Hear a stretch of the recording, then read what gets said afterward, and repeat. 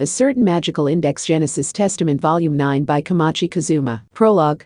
Battle of the Best, Zenith of the Magic. Everything had been off-kilter from the start. When he was engulfed by the world of the dark side, Kamijo never would have escaped with his life if not for Alice Anatherbal's assistance. The Transcendents had a power different from the magic gods. By the time he even heard the name of their bridge builders' cabal, they had already driven Shibuya, Tokyo to the brink of destruction.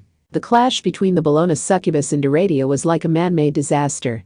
Despite their great power, the bridge builders' cabal made no attempt to hide their presence. They even built themselves a consulate within Academy City. Good old Mary and H.T. Trismegistus began a clash between Transcendents, but even that was surpassed by Alice Anatherbal's punishment.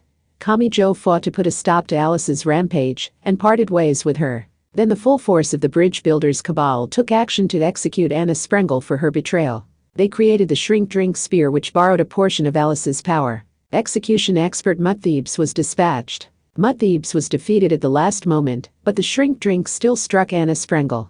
Not even good old Mary's resurrection could save her. Only one option remained. Since Alice had imbued the Shrink-Drink with her power, only she could remove its effects. But before that could happen, the reborn CRC Christian Rosenkreutz killed Alice Anatherbalbal in a single blow. Kamijo, Toma and Iradia, witch goddess of the night and the moon, were on their way to bring doomed Anna Sprengel to Alice, and they still did not know the deep despair their optimism was leading them toward. I see. The young man with silver hair, a silver beard, and a red robe, Christian Rosenkreutz, held something that reflected the light. It was a single transparent card.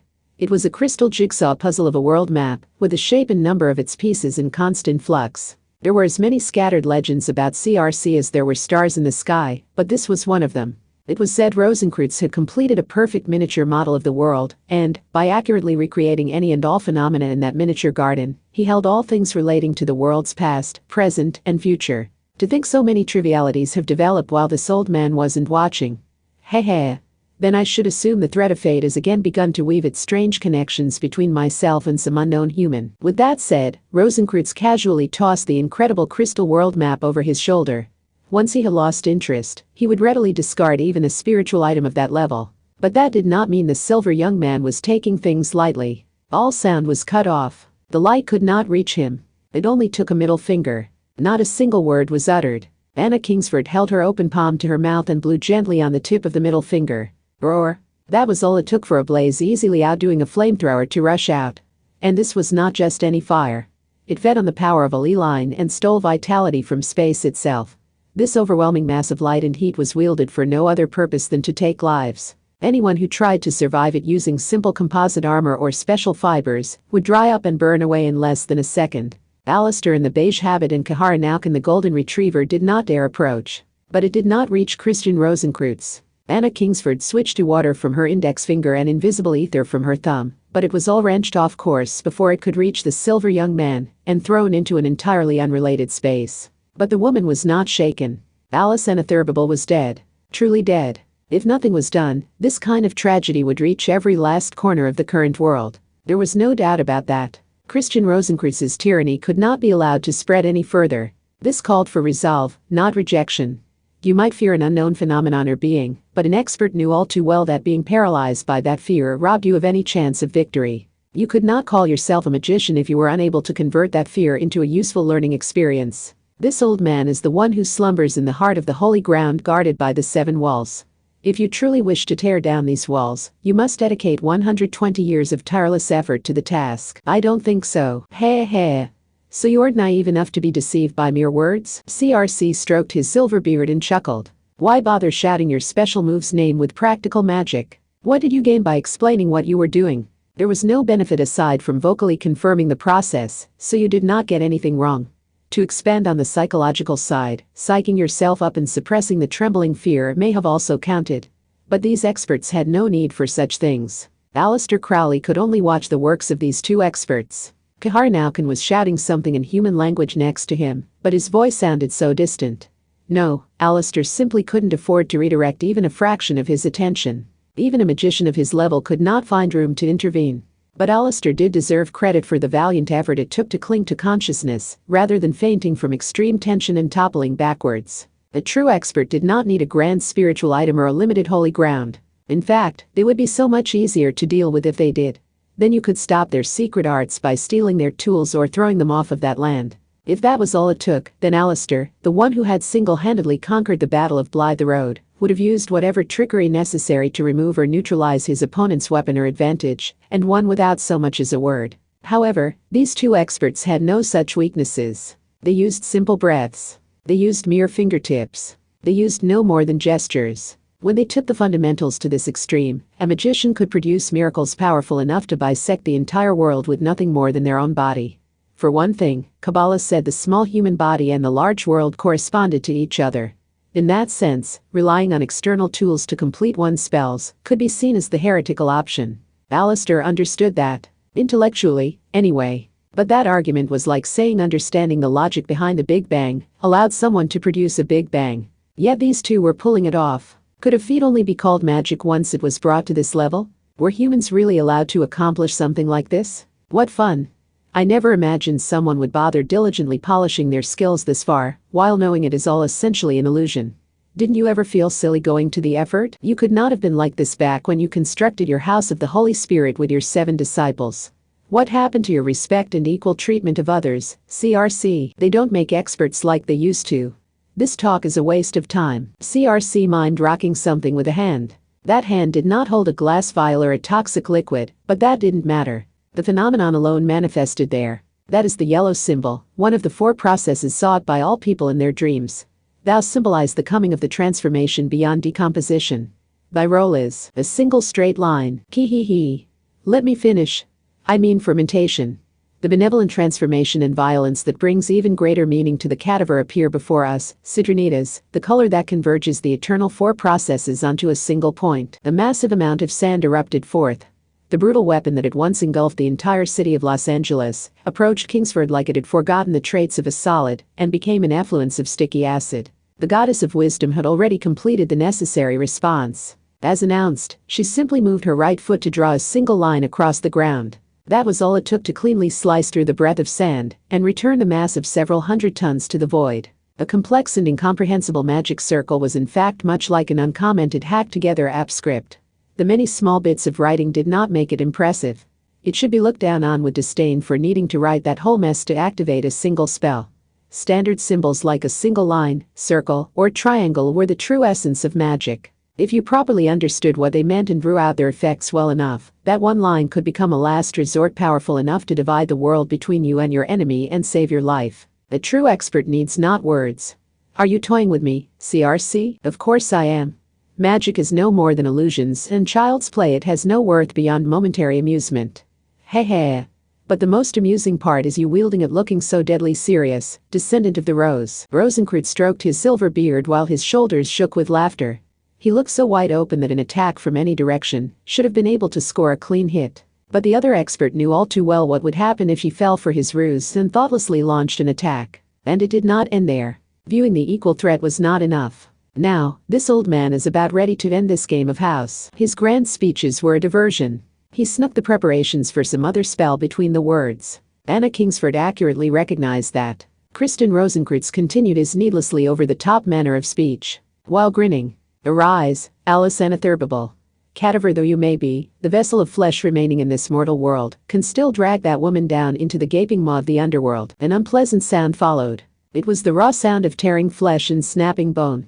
Anna Kingsford grimaced at the sound coming from the side of her head, which reached her more through her bones than her ears. The romance-loving golden retriever howled in disgust. You would force someone you killed to do your bidding. The rusty scent came from Kingsford herself. Headless Alice Anatherbable's young fingers had gouged down to Kingsford's carotid artery and then torn it apart. Hey.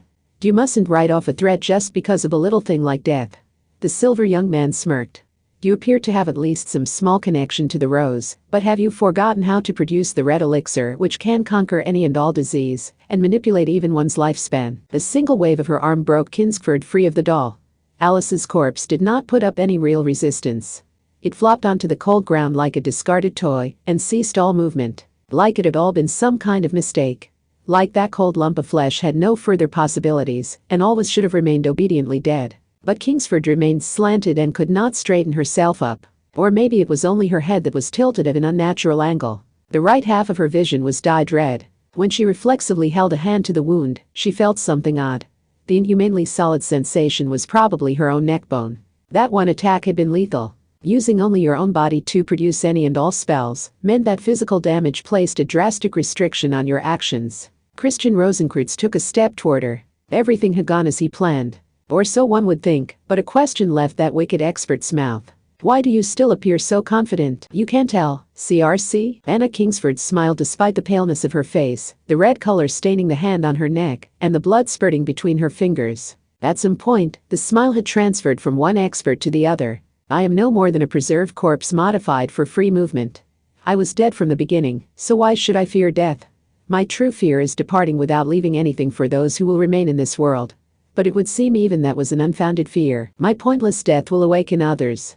If it will start something new and leave something behind, then I have won this battle by creating something from nothing, CRC. That was the end of it. The silver young man clicked his tongue and swung his hand horizontally, bisecting the goddess of wisdom through the torso. In her final moments, she spoke, with a fading smile, and no hesitation.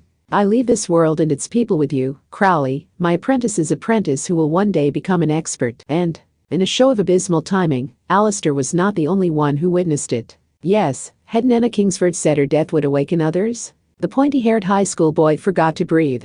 The shrink-drink spear wobbled weakly in his left hand. Kamijo Toma had been present for that final moment. He had seen it all, his eyes widened to the limit. He had seen Alice Anatherbable, head crushed and lifeless on the ground, and the mystery woman who was sliced in two and blown away. There was nothing here but blood, death, and the scars of destruction. He lost control of his senses. He couldn't absorb even the most basic information. With no solid footing, he couldn't accept the reality before his eyes. Next to him, Aradia held a small wicked woman. Anna Sprengel had been hit by the shrink drink, a spiritual item designed for use against transcendence. She was already doomed to die, with the only remaining hope being Alice, who had imbued the shrink drink with her power. Only she could save Anna Sprengel. But Alice Anatherbable was no more. So what would happen now? He turned toward Kamijo.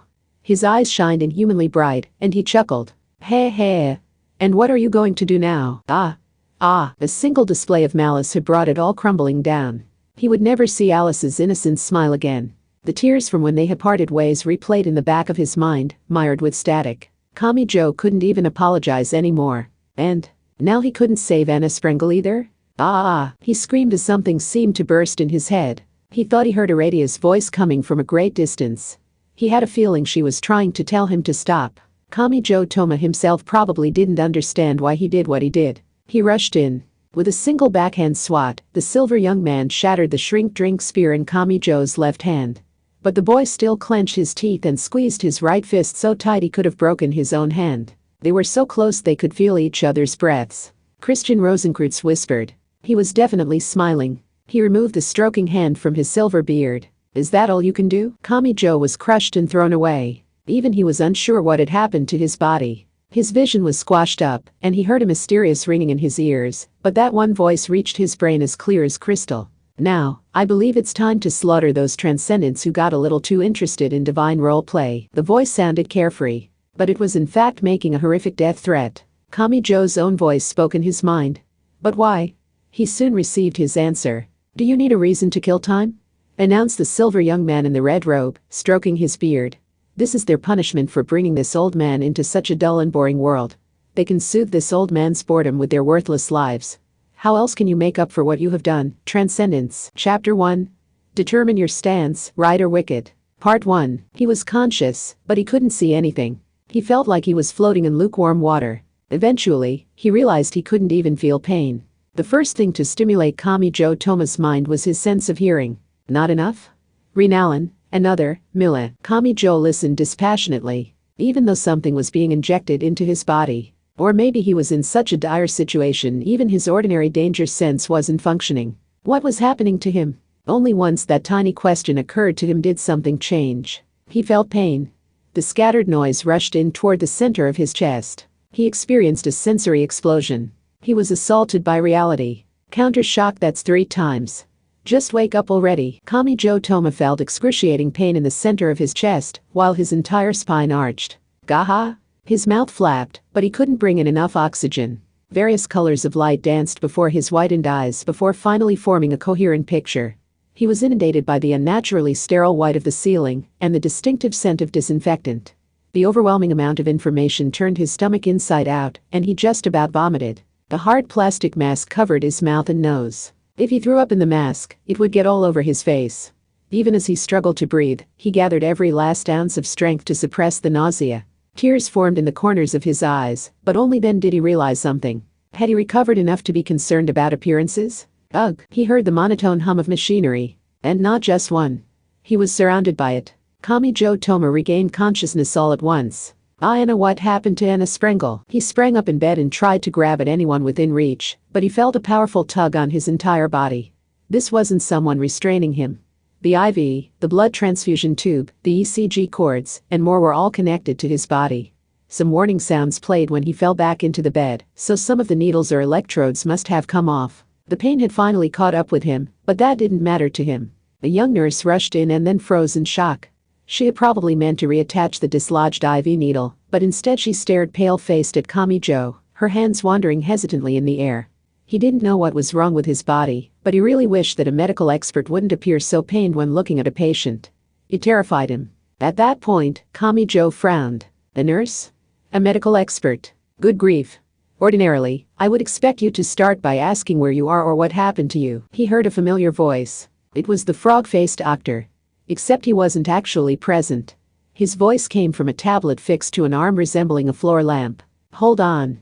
Did that mean the super delicate life-saving cardiopulmonary resuscitation had been done remotely? I really would prefer to meet with you in person when you are in my hospital, but I'm unfortunately a little busy at the moment. The new year is supposed to be a joyous occasion, but I have far too many emergency patients. Or maybe the new year itself is to blame. Regardless, I hope you don't mind a remote interview. So I'm in the hospital, the usual one at that. Did that mean he had been transported from District 12 on the far east of the city to District 7 near the center? After muttering the realization to himself, Kamichi took a look around.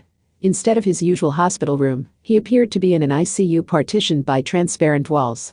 That must have meant his condition was a lot less predictable than in the past. Something already felt off. His condition was unpredictable? Why had he been left even that well off? How had he managed to reach the hospital in that situation? Christian Rosenkreutz had already killed Alice and that mystery magician woman. Both about as gruesomely as possible.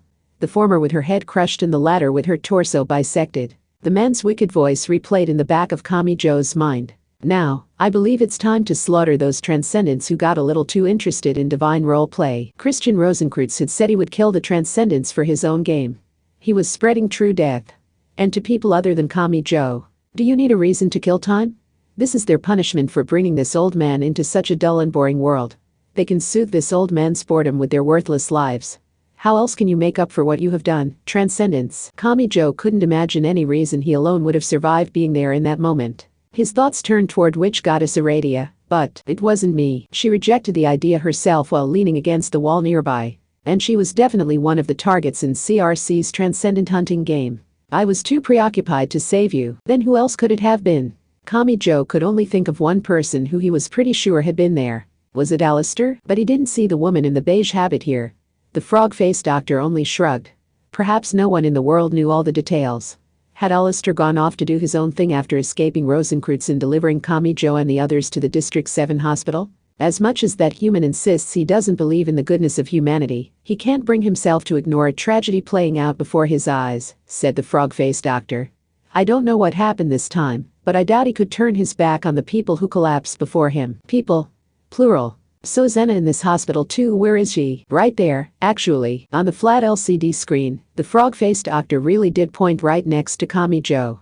Kamichi Toma whipped his head around so fast he nearly tore it from his neck. He was speechless. His voice refused to come. The ICU, the intensive care unit, was a special space for a hospital's patients who were in an especially iffy condition, requiring a doctor's constant attention. No one would end up there if they went to the hospital because they were feverish after catching a cold or their cavity hurt. It was unusual for an ordinary high schooler to be there at all, and it was news to Kamichi that patients in the same ICU had their priority determined by triage. There she was right on the other side of the thick glass the clear plastic wall. He saw so much machinery. A hard plastic oxygen mask covered her lower face, countless LEDs blinked, LCD monitors of all sizes surrounded her, tubes carried red and yellow liquids, and all the power cords looked like a bundle of wet hair. The pumps repeating their mechanical expansion and contraction were the most worrying. Pumps. Plural. There were a lot of them. What was that? Had she always been so small? Was that really the same Anna Sprengel who had sneered as she made a mess of the science and magic sides of the world? Her presence, her warmth, her humanity were all absent.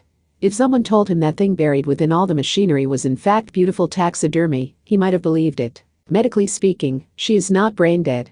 Which is why she is still hooked up to all that equipment. The frog-faced doctor looked through the monitor to view the same thing as Kami-jo. And he had to know the truth of the matter in much more detail than the ignorant boy. Simply put, she would not be breathing, and her heart would not be beating without that equipment.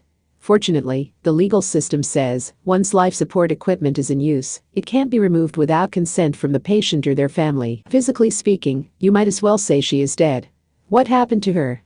She has no obvious external wounds and no signs of electric shock or poison either. It was the shrink drink. That twisted spiritual item was imbued with a portion of Alice Anatherbal's power and designed specifically to rob a transcendent of their power and kill them.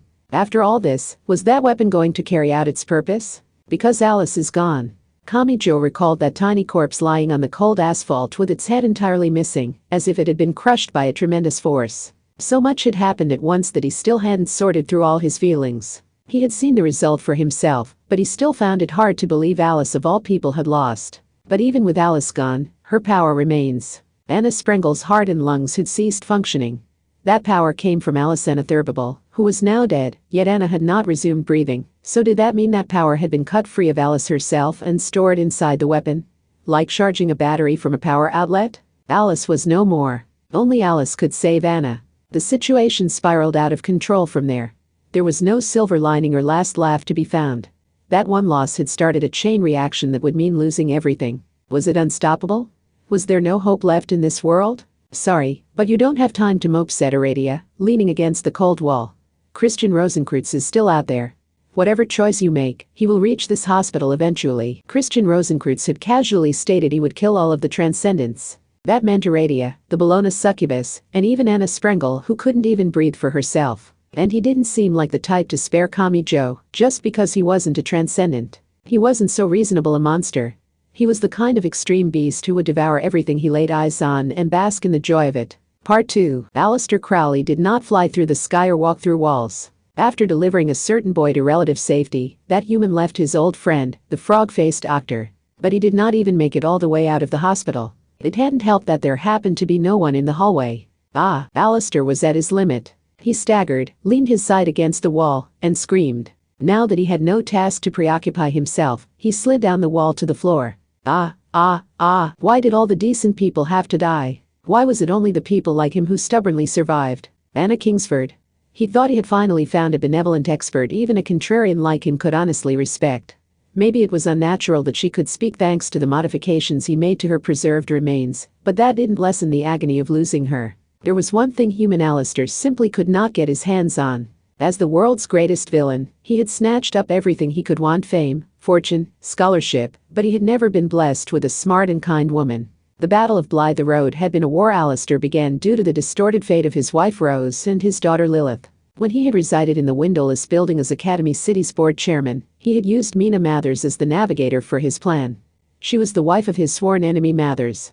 This may have been the reason why he had chosen such an awkward person for that role. And now it had happened again. Why? He could mourn all he wanted, it would not change what had happened. CRC Christian Rosenkreutz. The stench of death lingering on that man was real. Aleister had single-handedly conquered the Battle of Blythe Road, known as the greatest conflict in modern Western magic, so he could tell. That man made use of death in the same way as Mathers and Westcott. And at a higher level. Aleister couldn't even bring himself to choose between fighting or running. Ordinarily, he would have chosen to fight and fight hard. That he was hesitating at all was like accepting how fragile his heart was. He had no freedom here. He had to accept that he was a loser, that he was bound by fear. It wasn't just that he couldn't fight. He even lacked the courage to run away and found himself frozen in place. This wasn't about his own death. In the fight against CRC, every action in every direction was guaranteed to consume lives, so just how many people would be sent to the graveyard by every choice he made? The golden retriever opted for silence. He simply watched. Kaharnauken knew very well that Aleister was not perfect.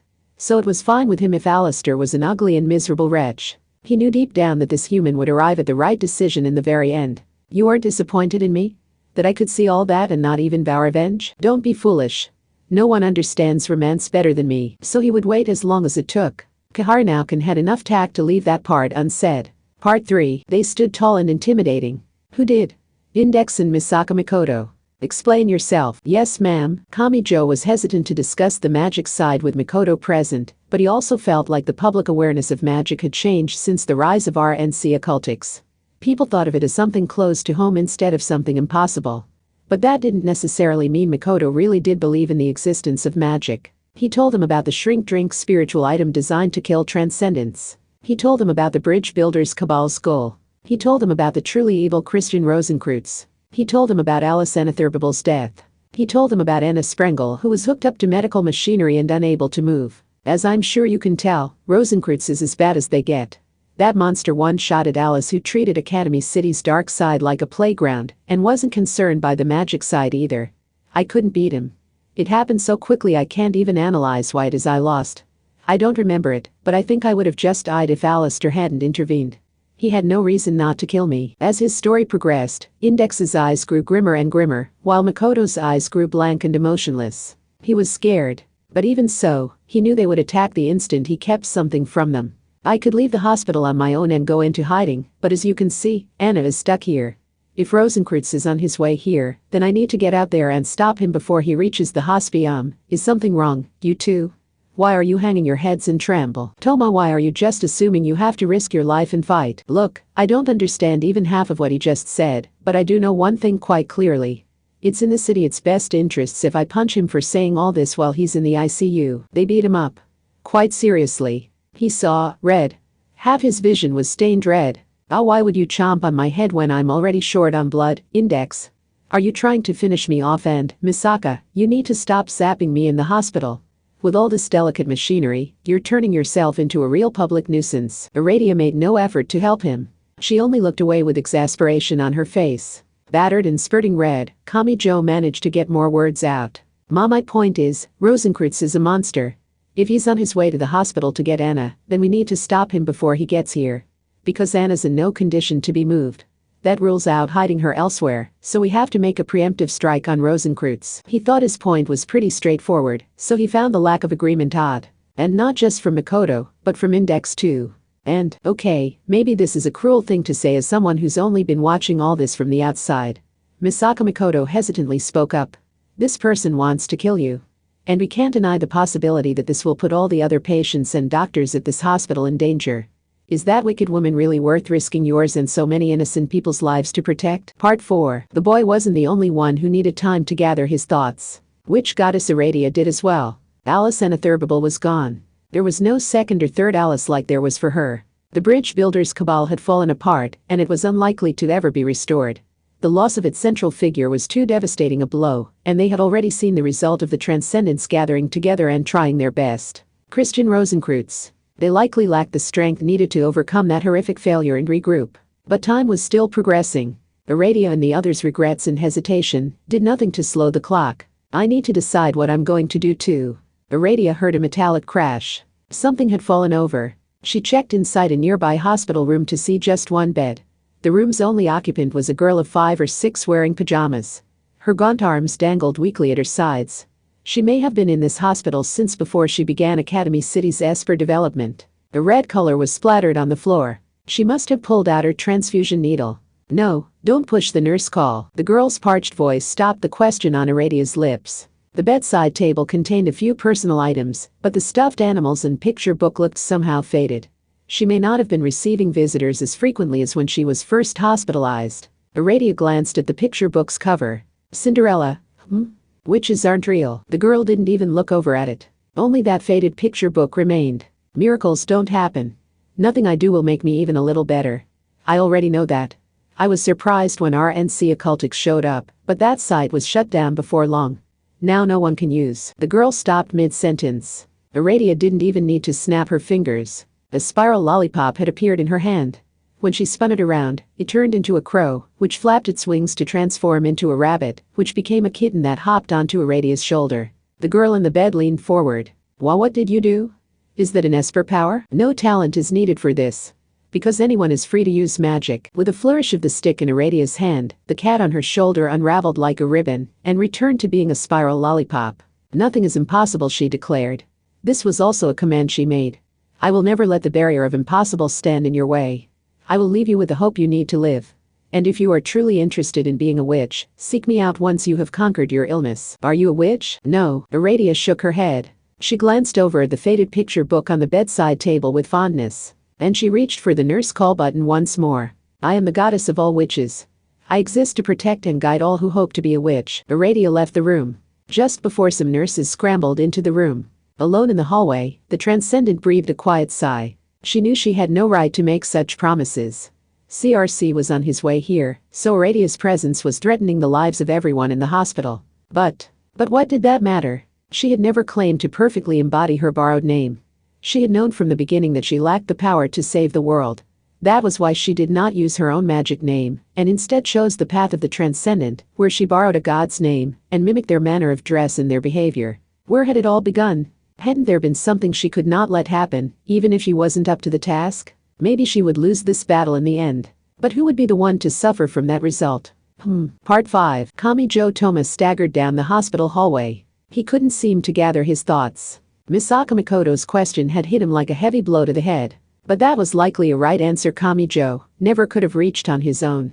It was a reasonable argument made from a different viewpoint. Makoto only saw Anna Sprengel as the villain who had caused so much mayhem in Academy City around Christmas and infected Kamijo with deadly microbes. The new year had begun and it was now January. Those girls knew nothing of the Anna who he had rescued from her imprisonment as a human film canister and who had fled from Mutt Thebes with him in that mobile combat vehicle.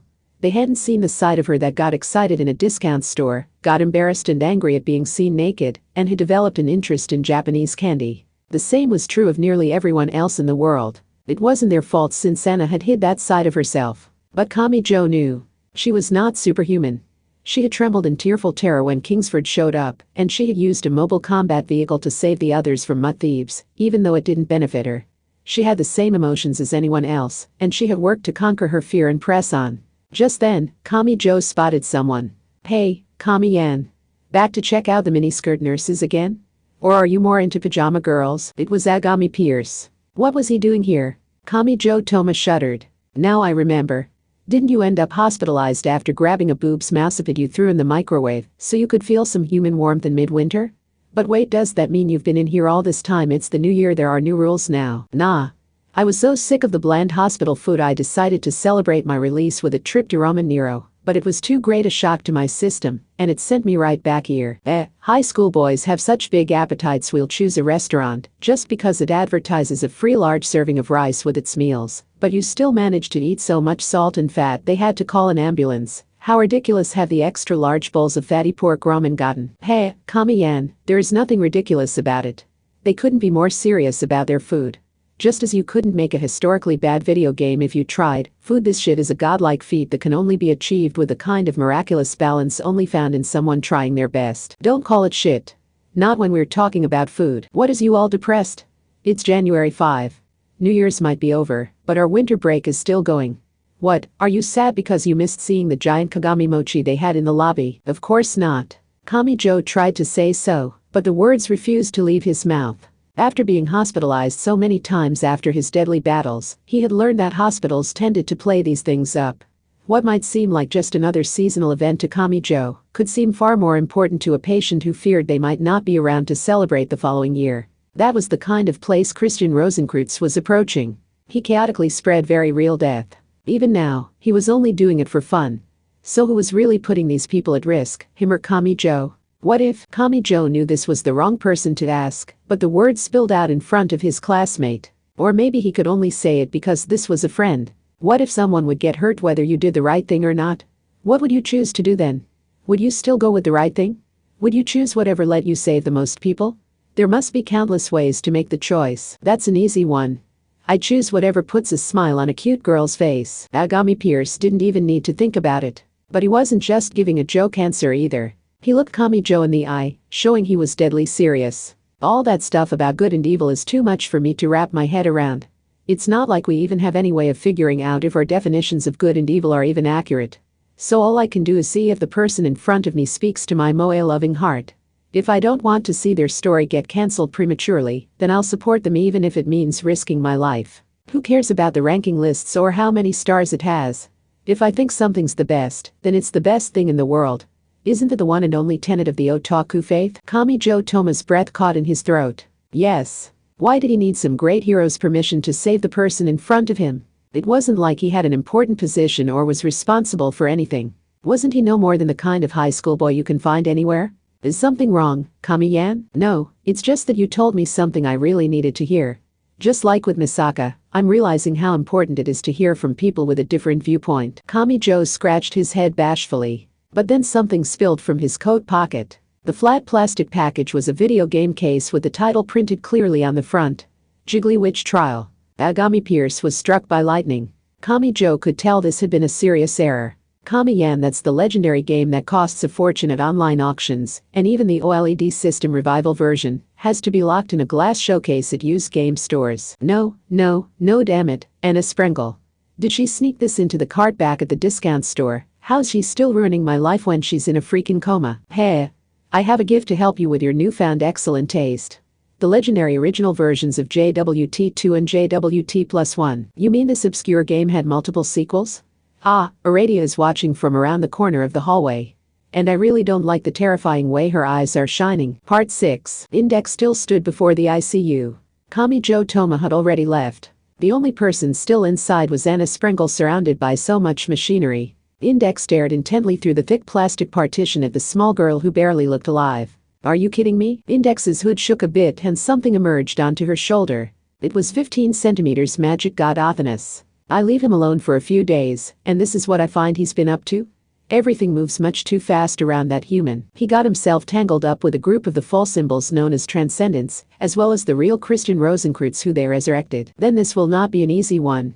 If that human and Rosencreutz fight, no matter who wins, I won't be surprised if Academy City doesn't survive it. But can we really ignore Rosencreutz? Well, I doubt a little planet like Earth is enough to contain that freak. By this point, Index had already arrived at her answer. She was a grimoire library belonging to Necessarius, a special part of the Anglican Church. If a long-dead magician had been revived and he would selfishly destroy this world full of innocent people, then she couldn't imagine a reason not to stop him. But there was a problem there. What about the fact that stopping him will also save Anna Sprengel? She asked. To be honest, it gives me a headache. But one problem at a time.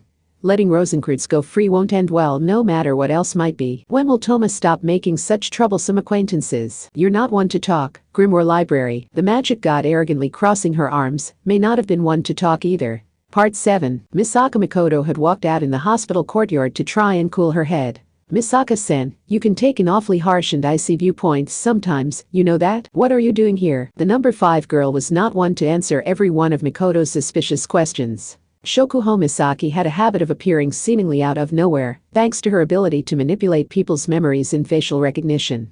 Mikoto was immune to the effects of mental out, but the Queen of Tokuwadai still managed to sneak up on her a lot. Regretting your own words? Oh, shut up. Mikoto's voice dropped in tone.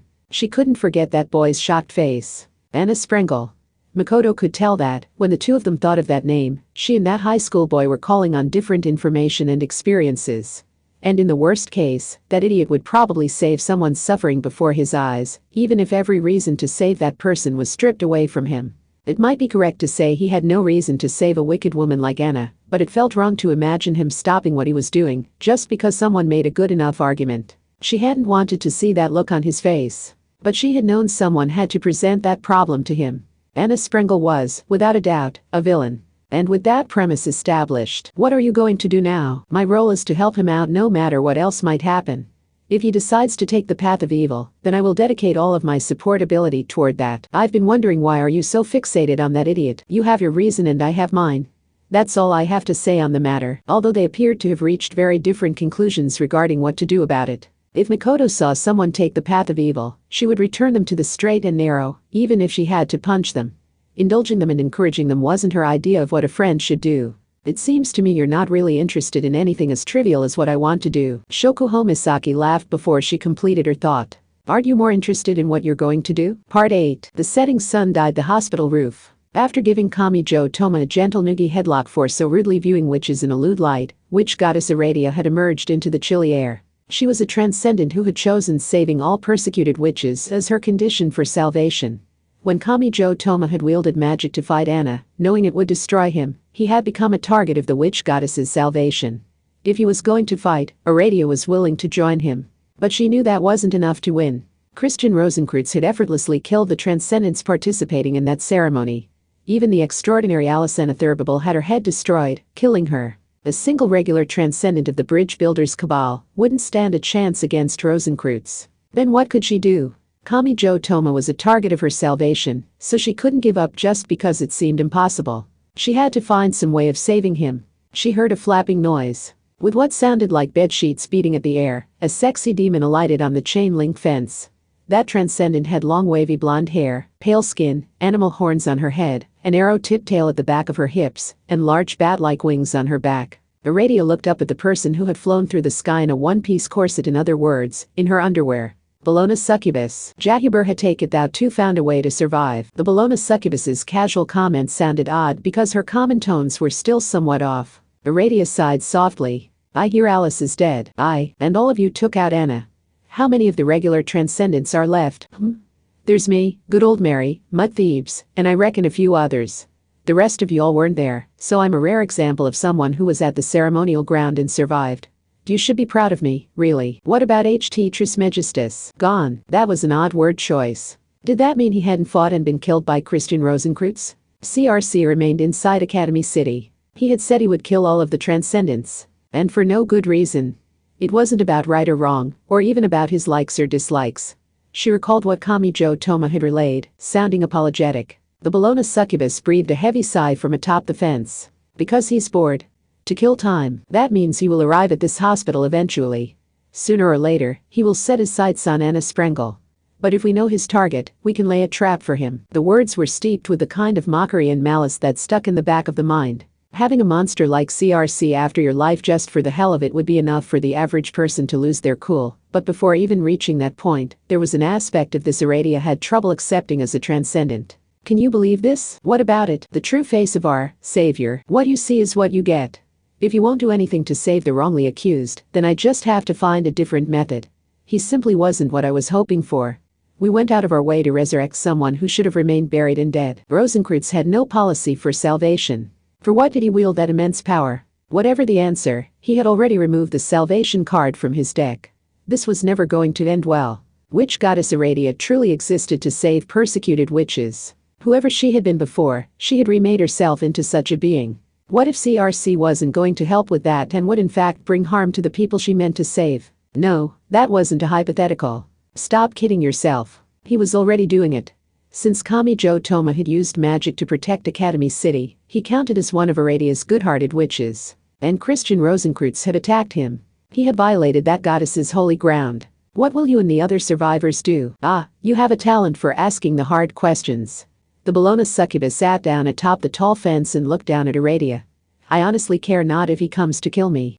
Aradia didn't seem particularly surprised. Transcendents chose someone other than themselves to save. You could say only someone who had modified themselves to that point could claim the title. The only exceptions were Alice and Anna. And even if he goes on a rampage, the damage he causes doesn't have anything to do with false accusations. I ain't gonna save pure aggressors, but I also ain't gonna expand my salvation conditions to include pure victims.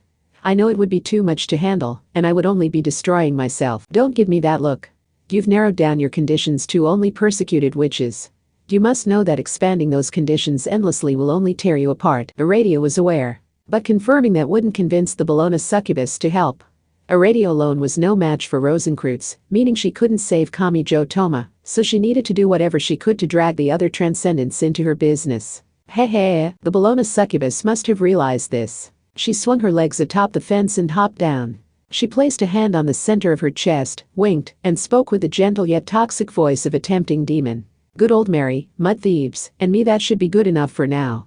Can you picture the intertwining threads in your noggin, Aradia? One wanted to deliver miracles to the people who had been driven out of a special category. One wanted to use the art of punishment to protect the group she had chosen for herself. That group was currently the Bridge Builders Cabal. And one wanted to save anyone who was falsely accused. I shouldn't have to tell you that we transcendents of the Bridge Builders Cabal only act based on the salvation conditions we've set for ourselves. So if you want us to act, you need to match our conditions. Each of our conditions, with nary a contradiction. Aradia had to understand just how much of a challenge that would be. It was the apparent incompatibility of their conditions that had led the Transcendents to hope the resurrected Christian Rosenkreutz could save the entire world for them.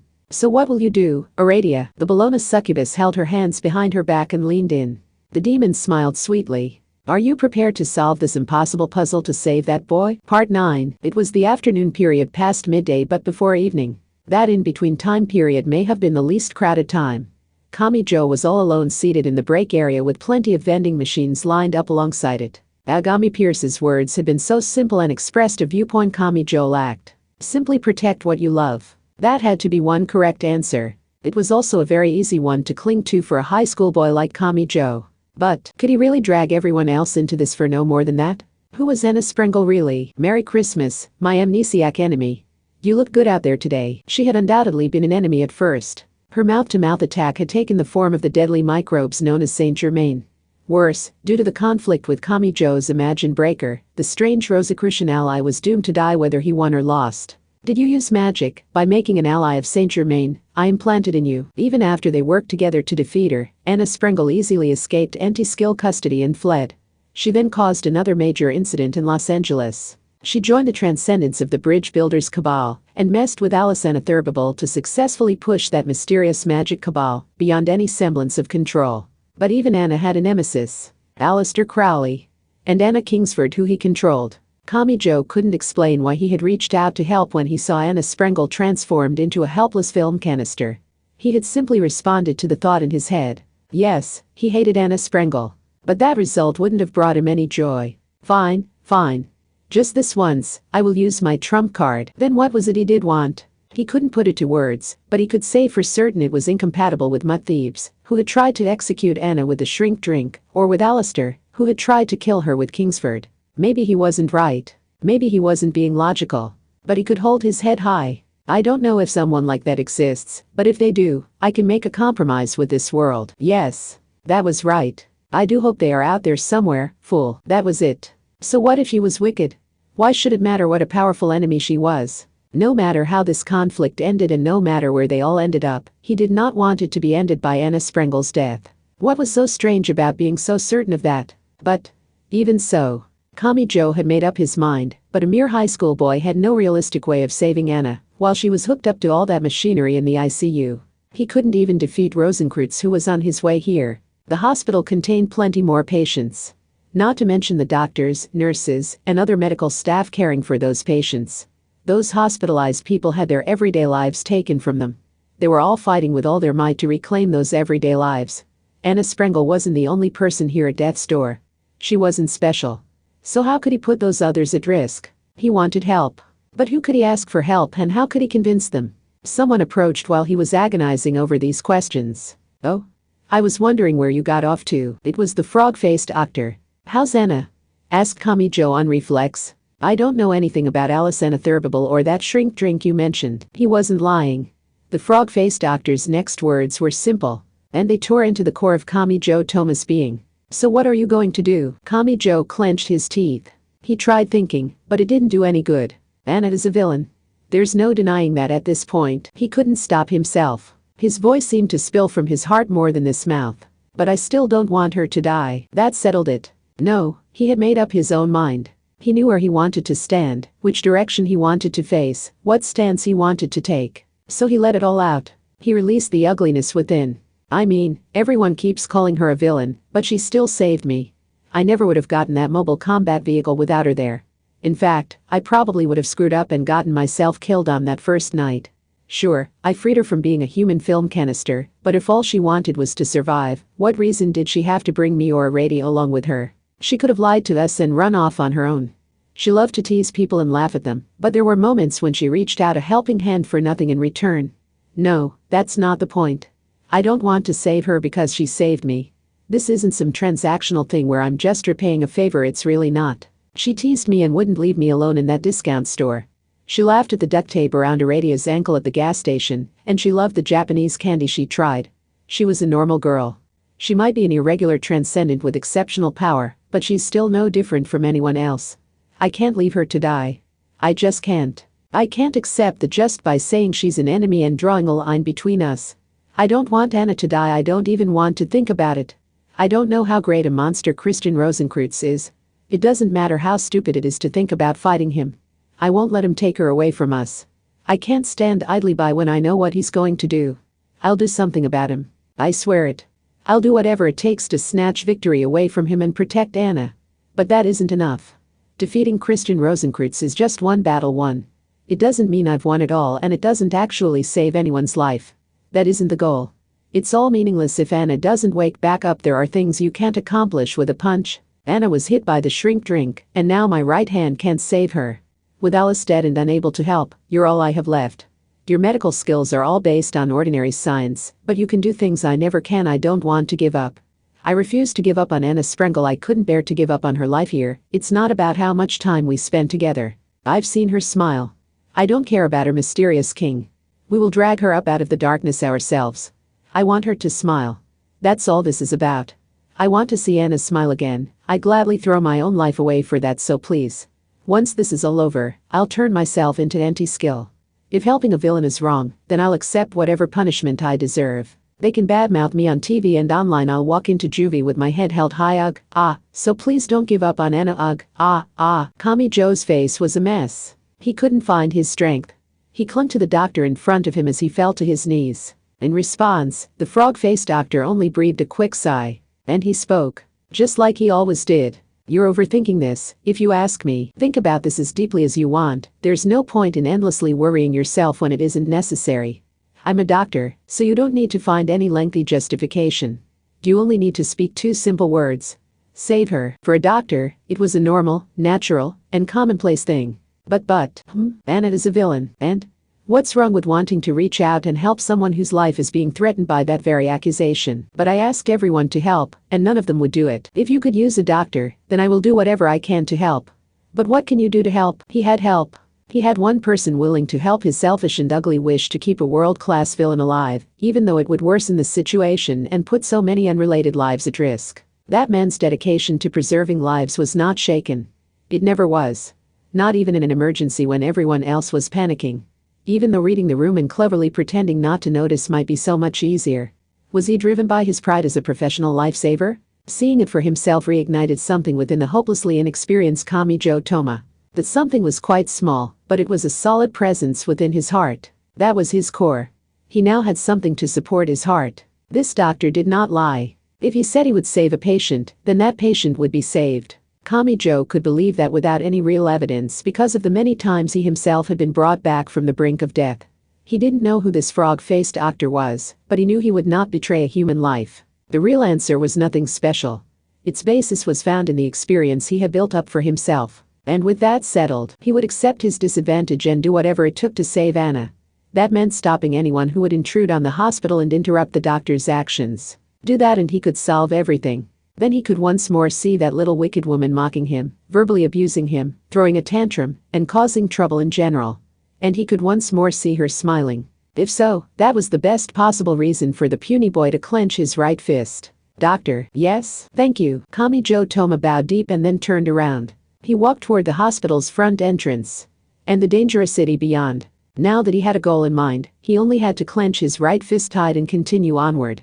Christian Rosenkreutz. He would do whatever it took to defeat that greatest of enemies. Between the lines 1, Lambeth Palace, London.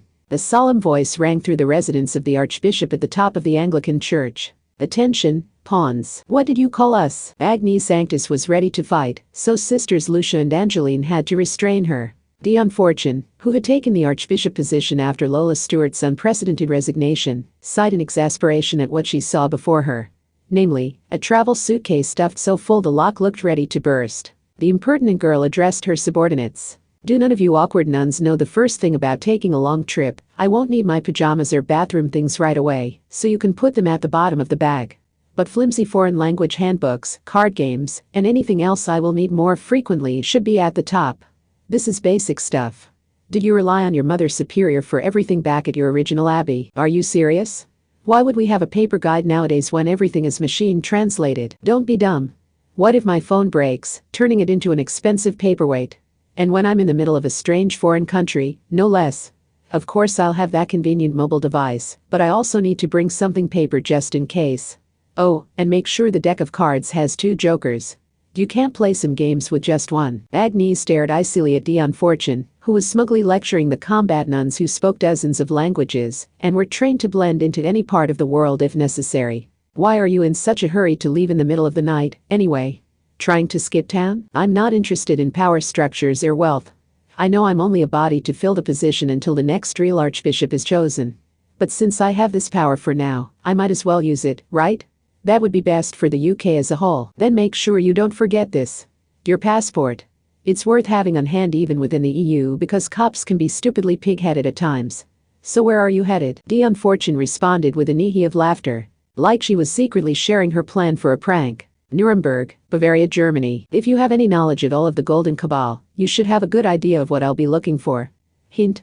Mathers and Westcott ran themselves ragged searching for it, but never found it, so they had no choice but to claim it was a spiritual thing that existed in a separate phase. The first temple? Right. Its actual name is the Lichtlieb Temple. Anna Sprengel was said to belong to and directly manage that magic cabal, which can be seen as the starting point of our Golden Cabal. With Miss Sprengel and even CRC showing up, I figured it was time I dug a little deeper there. Of course, this is a fairly dangerous decision for a golden magician. The Isis Urania Temple, the first one established in London, was also known as the Third Temple. They had chosen not to start at one out of respect for the first temple, which was supposedly run by Anna Sprengel. Ah ha ha, so impressed you're dumbfounded, you silly and useless nun pawns. We're talking about Anna Sprengel and Christian Rosenkreuz here, so I need to investigate the Rosicrucian Cabal, which always seemed more like a legend than anything. It might be a temporary gig, but I didn't snatch the archbishop position for no reason. So do your job as pawns by preparing your big boss's suitcase, and do your part for the UK and the world. Come on, make sure you put the wallet, credit card, and transit card, which can also be used for shopping, in different places. Losing all of them at once would be a nightmare. Do you want me to be stuck all alone in Germany? Just then, the smartphone, which she had been planning to use for checking restaurant reviews at her destination, vibrated. Dion Fortune grabbed the device that was surprisingly loud even in silent mode. Hello? What do you need with the great archbishop? I'm busy as hell, so I hope you made an appointment, you piece of shit. Oh? You've moved up in the world since I last saw you, my disappointing apprentice. Hard to believe this is the same person who spent night after night sobbing in fear of stray cat attacks. Agnes and the others watched curiously as Dion Fortune's back went ramrod straight despite only talking on the phone. But the archbishop had bigger concerns. She was already soaked with sweat as her old trauma was triggered. Mina Mathers? Mistress, what business do you have with me today? Heh. Many incidents and conflicts were recorded in the history of modern Western magic, but there was one magical battle nearly as famous as Crowley's Battle of Blythe Road. The compilers of that history referred to it as Mina Mathers and Dion Fortune's magical catfight. But that wasn't 2 girls grappling in a vaguely naughty way. I was attacked by a giant cat-like thing that tore a huge slash across my back. Eek. She has some nerve calling herself the Black Cat Witch. It really is true history is written by the winners, since she chose to rewrite herself as something a lot cuter than reality. Not all cats are cute little house cats. I predicted that my incapable apprentice would be searching for the first temple. As things are, that human might just do something rash all on his own. With someone who can win by being self-destructive, there is nothing in this world more frightening than when they are truly pissed. I honestly can't bear to see that happen, so you need to join me in assisting him as soon as possible. We are looking for the same thing anyway. My mistress, what if purely hypothetically speaking, so please don't take this seriously. I were to tell you that today's tarot reading were poor, and according to Western yoga that is, according to the Kabbalistic interpretation I should take a rain check and try this against some other, then your kind-hearted master might just lose her temper and extend her claws for the first time in quite a while. Chapter 2. So much like tree rings, open war first defense line. Part 1. Sunset came early in the winter. It was 5 p.m. The first to notice the oddity in the red-dyed city was Anti-Skill. The martial law declared across Academy City had yet to be removed. That meant Anti-Skill had established an alert network stricter than normal, so even the smallest oddity was immediately reported back to them. The oddity was detected at the far eastern side of the city, in the strongly religious, by Academy City standards, District 11. Hey, what's that? And Christian Rosenkreuz, the silver-haired monster, wasn't concerned with any minefields that might be in his path. If he had somewhere to go, he would walk right on through, stepping on all the mines along the way. Oh, Presently, the silver-haired young man clad in red was focused on a plastic bottle. Specifically, he was staring at the side where he had peeled away a small sticker. This promises a gift of magic gems, but how do you claim this generous offer? I do not see any kind of contact information. Either show me your ID or residency permit right now. Oh, I see. You must hold up one of those clever phones, or whatever you call them, to read this square code here. A wet splat rang out. Rosenkreutz never even looked toward the anti-skill officer. He didn't move a finger, but the shouting officer and his gun went spinning up into the air. In this case, managing to hold on to his gun worked against him, because the bullet sprayed against his will struck the fellow officer standing nearby. The color red and a rusty scent created a brutal scene, but Christian Rosenkreutz still ignored it all. With the sticker in hand, he tossed aside the bottle and folded his other hand's fingers to count something. Acquire an ultra-rare trading card check. Eat that restaurant's frozen hamburger steak, said to have a new and improved flavor check. Worn a heated napping eye mask check. Tried that simple homemade mochi kit check. Drank the new chemical pink flavor of energy drink check. Oh, you there, could you lend me some fingers? Let's see, where was I? Won a stuffed toy poodle in the crane game check. Tried the recommended shark fin cheese dumpling, hit a home run in the batting cage check and check. Scored a perfect 100 at karaoke, that's a check too. Which leaves, unrestrained cracking noises burst out again and again. Rosenkreutz had not laid a finger on him, but despite his desperate resistance, the anti-skill officer's fingers bent in time with the list. The gun's grip was crushed by unthinkable force, and his index finger pulled the trigger against his will. Everyone, get down. Something exploded. Anti-skill was finally making their counterattack. Snakehead self-destruct drones, which looked like isosceles triangles flying around like a flock of starlings, dropped straight down.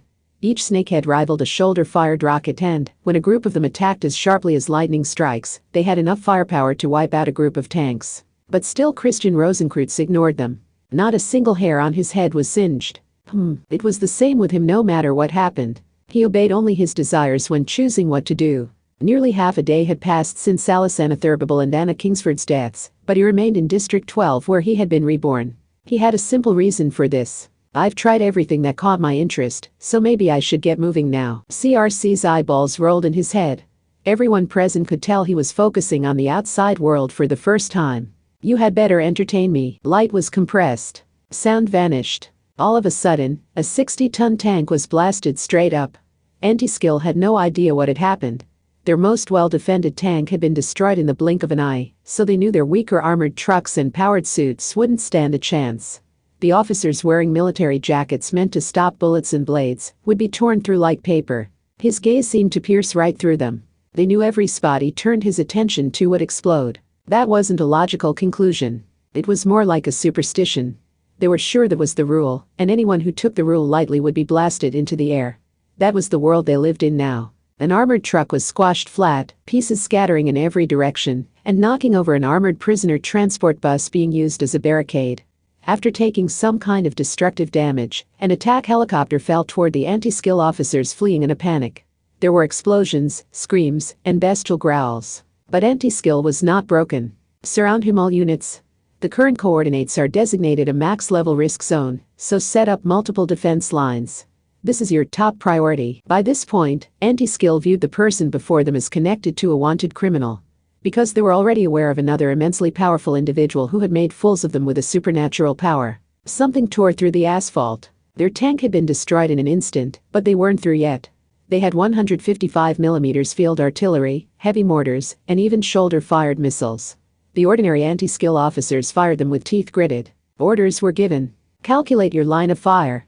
Keep the danger zone to a minimum fire. Christian Rosenkreutz responded with an exasperated sigh. How dull. He was hit by explosions from several directions at once. Moments after massive shells were launched at supersonic speed, most of them was stripped away, focusing all the kinetic energy on the tungsten core. Those special warheads were designed to melt and break a hole through thick composite armor. Each one possessed enough force to punch through and blast a part of flesh and bone human, leaving only their collapsing lower body behind. But, I said you bore me. He was unscathed. That image broke the spirits of everyone watching. The silver young man did not hold back. Explosion after explosion blasted them into the air. The anti-skill officers screamed and couldn't even continue the cycle of dragging their collapsed comrades to safety. So, that young anti-skill officer had not been abandoned. No one around him was capable of moving any longer. Christian Rosenkreutz leisurely strolled through the world of screams, red, and explosive flames. He stopped when he saw the young officer. And this was in a world where anywhere that drew his attention would explode. Do you want me to stop? But what here could be more entertaining than crushing everyone in my path?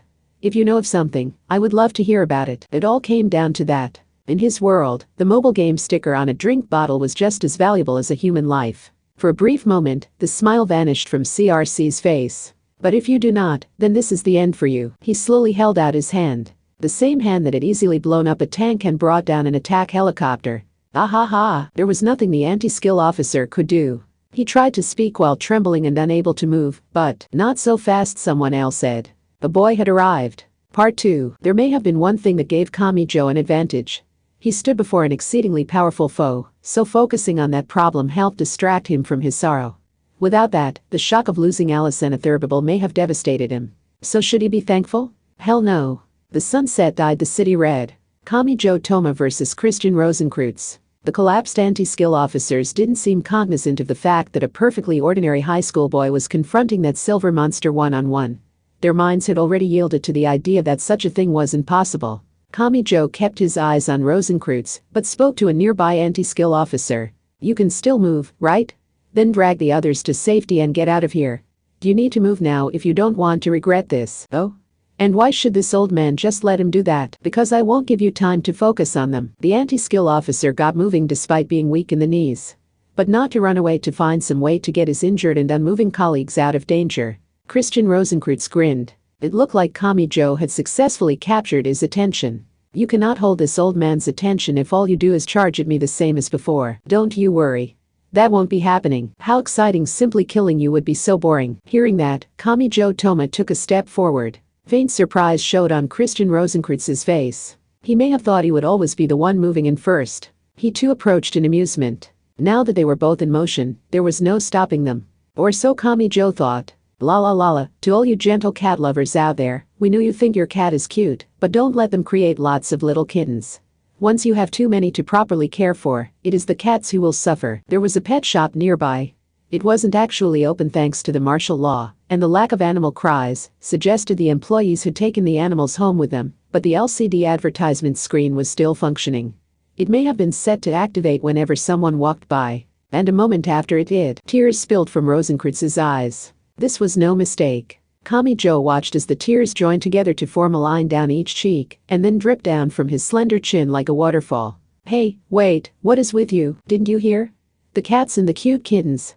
Don't you feel so sorry for them? Kamijo's eyes opened wide. Did that man not remember injuring anti-skill just a minute ago? How could someone wield that much violence and still feel sorry for some cats? He was terrifyingly distractible. Legendary magician Christian Rosenkreutz sniffled like he had completely forgotten where he was. But he hadn't. He did not have some grand goal related to the fate of the world or the future of humanity. He had no plan at all.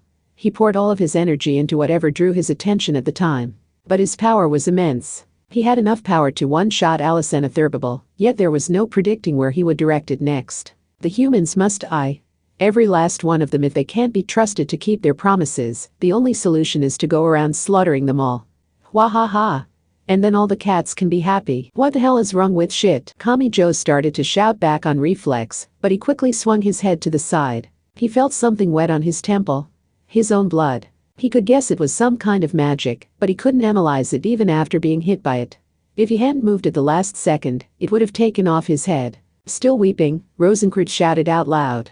He had not reduced his deadly strength. Death to all humans. Give a thought to how powerful you are, you dumbass. Kamijo clenched his right fist, but he couldn't reach. They were too far apart, and his opponent was slightly faster. With a crash, something heavy fell behind Rosenkreutz. It was a 2-meter silver orb.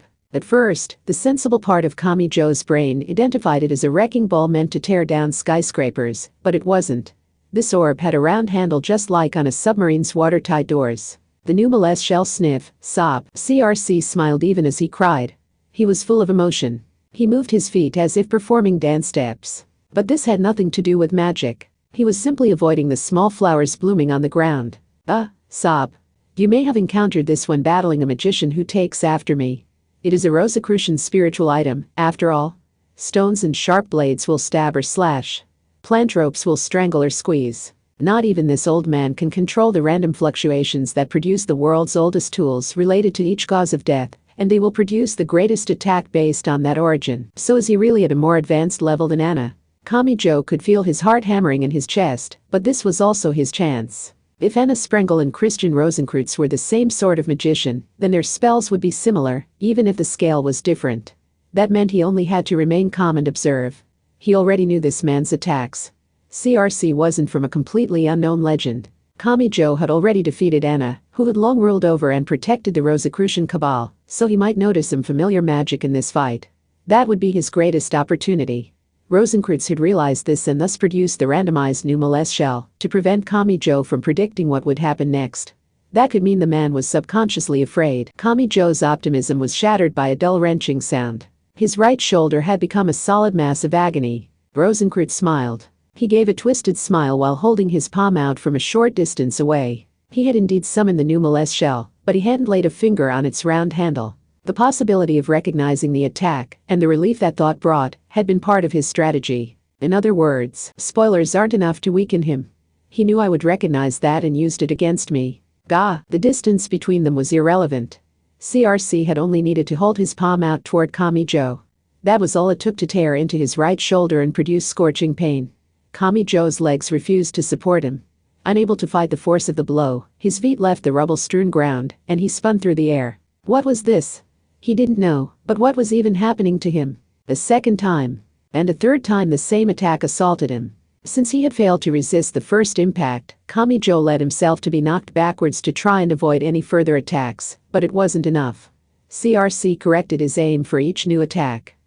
The onslaught of destruction suddenly stopped. CRC took a single step to the side. Kamijo blinked in confusion even as he grimaced from the pain coming more from his bones than his skin. Why had that man suddenly dodged? It didn't make sense. Was it based on some kind of rule? More importantly, was there some way of taking advantage of it? The only thing on the road there was an old abandoned civilian car. The two round headlights in the plain bumper looked something like a smiling man. Really? It was that? It was really nothing more than that. Oh, how cute. Oops. I do have a bad habit of getting emotionally invested in things like this. I wonder if it was a habit I picked up from using hidden symbolism to interpret secret instructions and messages. Kamijo shuddered. Logic and tactics came second. He really did do everything on a whim. The next attack would arrive before long. Kamijo focused his mind on his right hand. What was Imagine Breaker good for? He clenched his teeth and his fist as tight as could be. Don't try to defend, Toma dodged by falling to the right. Hearing a shout, Kamijo immediately swung his right fist. But to the side, not the front.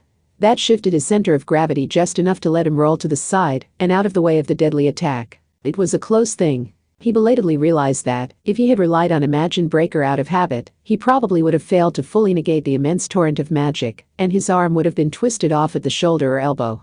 And he recognized that voice. Index? Index was there with 15 centimeters Athanas on her shoulder. Kamijo forgot all about his pain and looked up from the ground. Those two had no reason at all to risk their lives to save a villain like Anna Sprengel. Yet here they were. No warm light had descended from heaven, and no great sea had parted before his eyes. But what was this if not a miracle? Do you think we have time to explain why we're here or how we got here? Get back on your feet already. Sorry, CRC, but I have too much pride as a god to quake in fear of your legend. I am the Norse war god, so my magic is not built with your rules at the foundation. And those two weren't alone. Kamijo had trouble believing the next person he saw. Misaka Makoto. He was speechless. She may have read the question in his eyes. Makoto averted her eyes a bit as she spoke. I never said I wouldn't help. I only presented the problem from a different viewpoint. So don't get all excited about this, idiot. Something else drew his attention. For some reason, a complete stranger had shown up too. Why had that middle school girl with long blonde hair come to this dangerous place? Don't worry about me. Even if I explained my reasonability for risking my life here, you would forget it all soon enough anyway. For some reason, Christian Rosenkreutz waited for all of this to play out. In fact, his eyes were sparkling. A bad sign. Fascinating. Watch out, everyone, that idiot is about to attack. They all scattered. Whatever happened, the air in a straight line out from CRC rapidly heated and scorched. A pedestrian bridge far behind them was sliced apart and soared through the sky. Apparently he wasn't guaranteed a hit whenever he held out his palm. Gathering his attention was far too dangerous. That alone could mean death, even if the silver young man himself didn't intend for it. After all, not even Kamijo's Imagine Breaker could fully negate CRC's magic. Defense was out of the question. Evasion was the only option. If your legs froze up in fear of the approaching deadly attack, you would be instantly consumed. And it wasn't just dumb luck that there were no victims from Kamijo's group. Kamijo had experienced too much misfortune to believe in that. There had to be a real reason they had been saved. TBSR, TCKU, thy body shifts right, thou cannot keep up. Oh, Index had folded her hands and raised her voice in what sounded like a song, but it wasn't. That was spell intercept. By analyzing the structure of the enemy magician's spell and randomly rearranging the incantation or symbols into something extremely similar, but with an entirely different meaning, Index could throw off the enemy's focus. She had only diverted his aim by the smallest amount this time. But when she really worked at it, she could cause the magic to malfunction or even harm the enemy magician. Hee. Oh, how delightful. Such fun. Is this what modern magic is like? It is missing a lot, but I see you have made a number of changes to make up for that. You could even call it a brand new genre of original recipes. This type of creativity is far more interesting than Kingsford, who continued to use the musty old secret arts. Christian Rosenkreutz was probably being entirely honest. But Index still clenched her teeth. He was saying she had insufficient data, and that all her knowledge was a distorted version of the original. She had dedicated her life to memorizing more than 103,000 grimoires, so his words were a humiliating insult to her. He might as well have tried the finest dish of a chef who had worked his ass off training in French cuisine and then scoffed, calling it an amusing Japanese twist on the dish. That man had to be well versed in ways to make people suffer, and he used them for no more than his own amusement. But reality could not keep up. Gah! Groaned Makoto. She had magnetically pulled over an electric car as a shield, but now it exploded. The whitish explosion of the giant lithium-ion battery slammed into her, throwing her backwards. Index's instructions weren't enough to avoid this. Her spell intercept wasn't enough to throw off Rosenkreutz's aim. Weird. This doesn't match my grimoires. Hee. Of course it doesn't. CRC cackled gleefully. He looked like he was resisting the urge to hold his sides. Does flipping through a recipe book make you a chef? You are a library, a collection of book knowledge, while this old man is steeped from head to toe in real knowledge and skill. We may be drawing on the same wisdom, but there is a vast gulf between what we can actually use. Hee ha.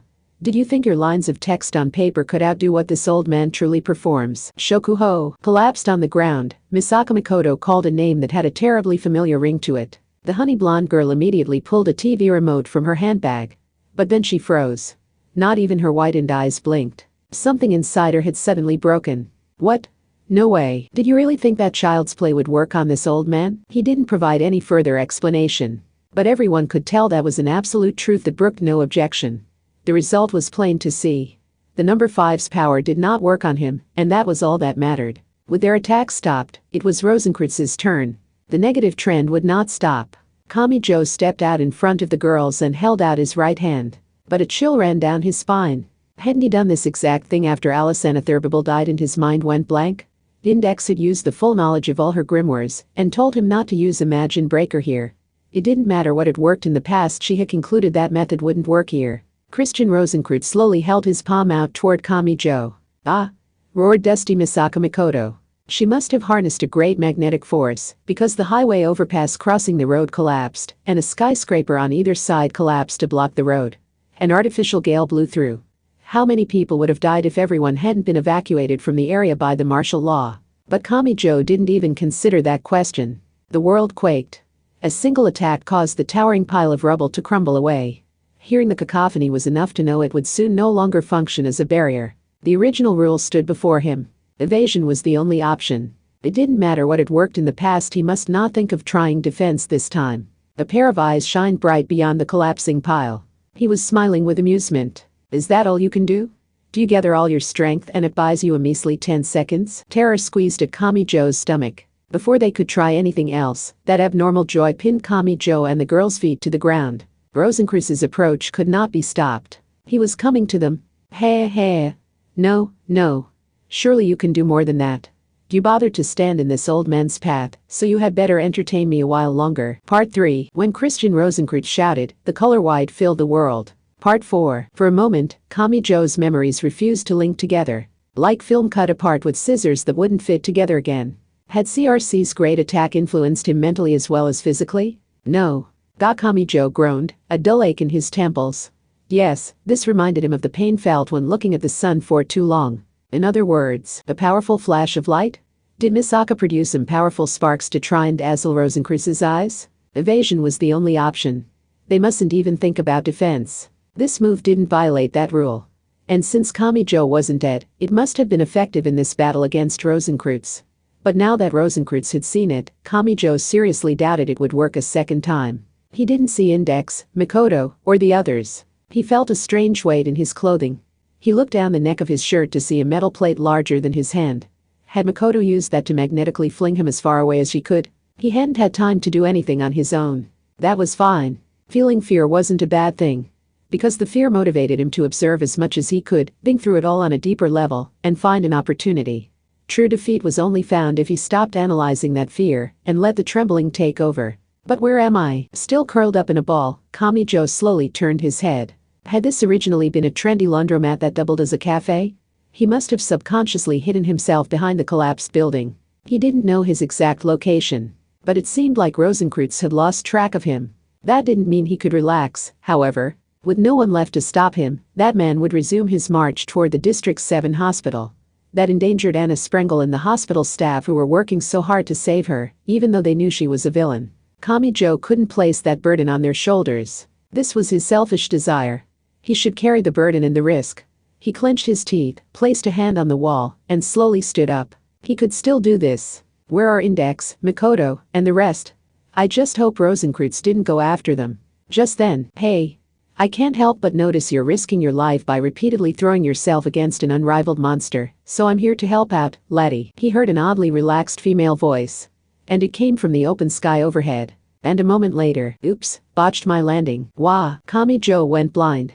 It took him several seconds to realize the transcendent Bologna succubus who descended from the sky above with her bat-like wings, and then caught his face between her two thighs and something else. I'd rather not explain what exactly that something else is. Simply put, it was like a backward and upside-down piggyback ride. Using the alphabet, it was something like an S.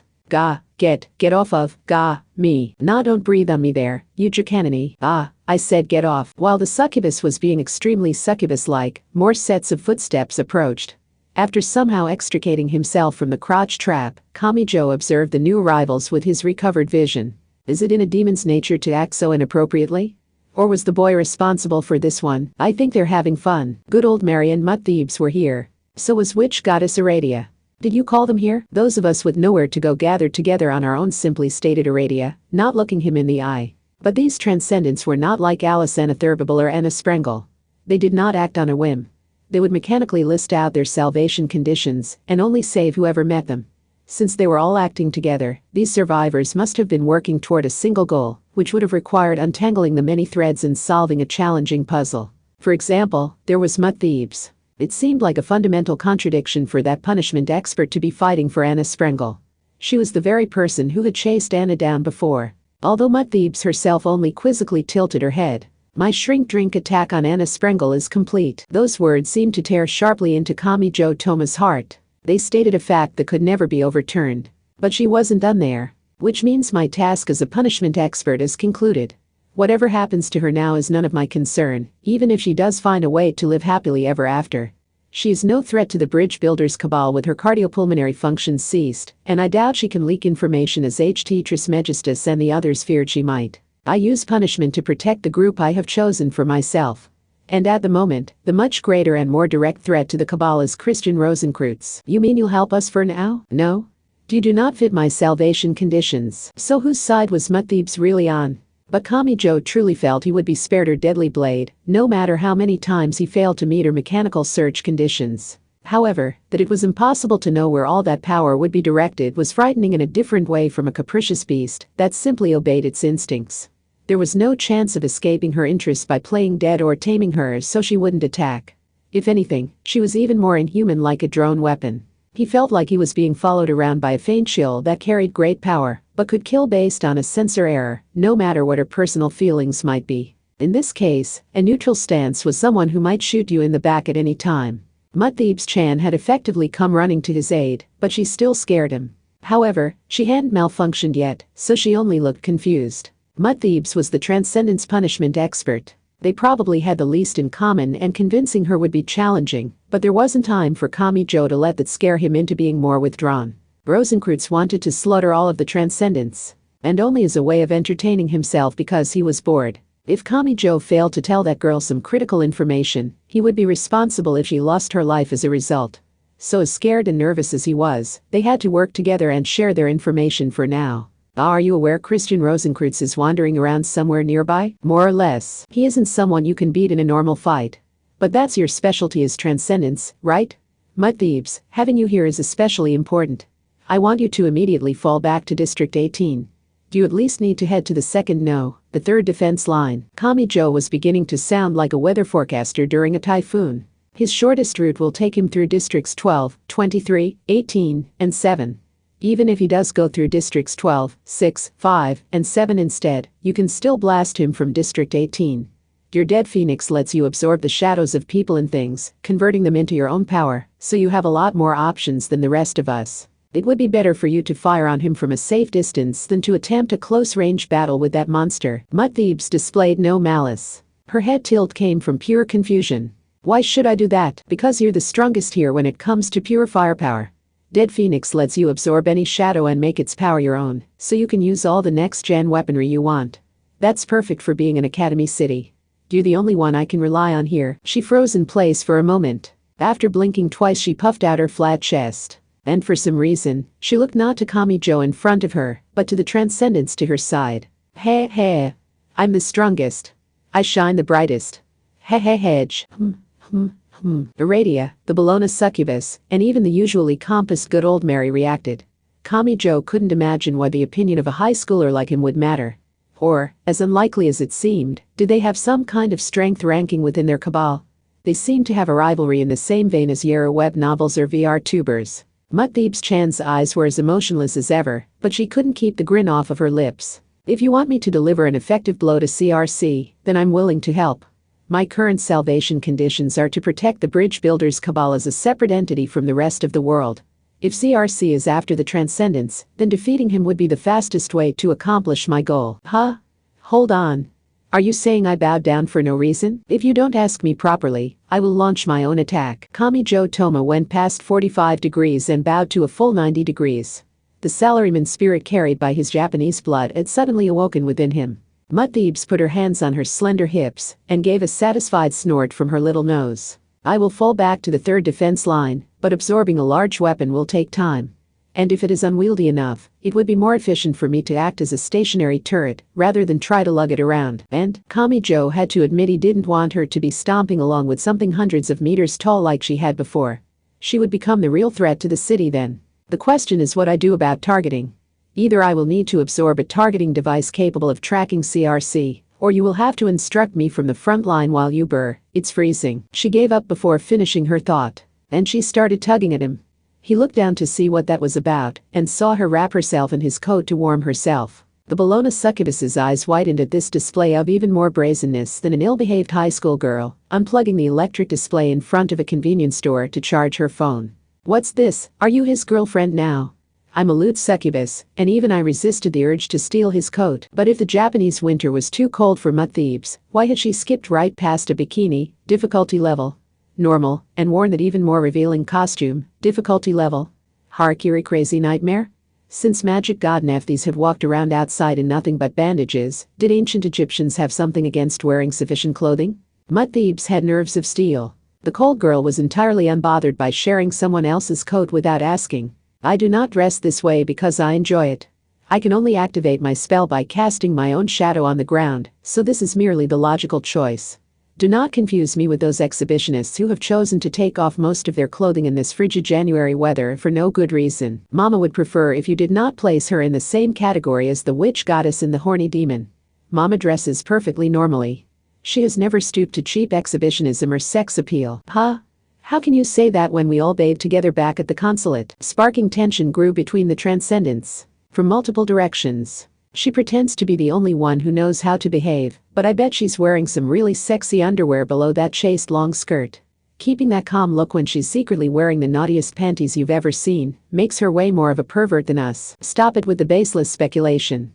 Mama is nothing like you superhuman perverts. She is just as pure and adorable as she looks. If you take a gander at everything from my one-piece corset to the leather outfit of Alice's punishment mode, it doesn't take long to notice what all us transcendent women have in common. Oh? And have you ever seen below Mama's skirt?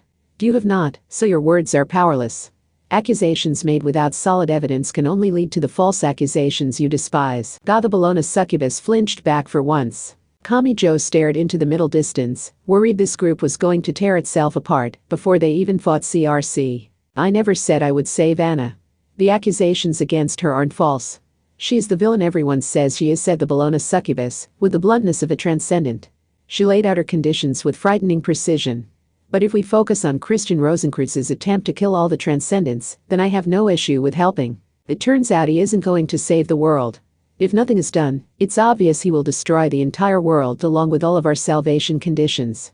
So I'm willing to give my all to this fight. Salvation conditions. It worried Kamijo that she still hadn't removed that self-imposed constraint, but he needed as many allies as he could get right now. She would give her all to fight for those weaker than her. If that was all it was, she may have been a greater example of justice than the puny boy. Then Kamijo's attention turned toward another transcendent.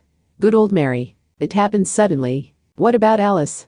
Can you? He left the question unfinished, realizing too late that it was a meaningless question. She silently shook her head. Her big hat wobbled sadly. Not even good old Mary could save Anna from the shrink drink's effects.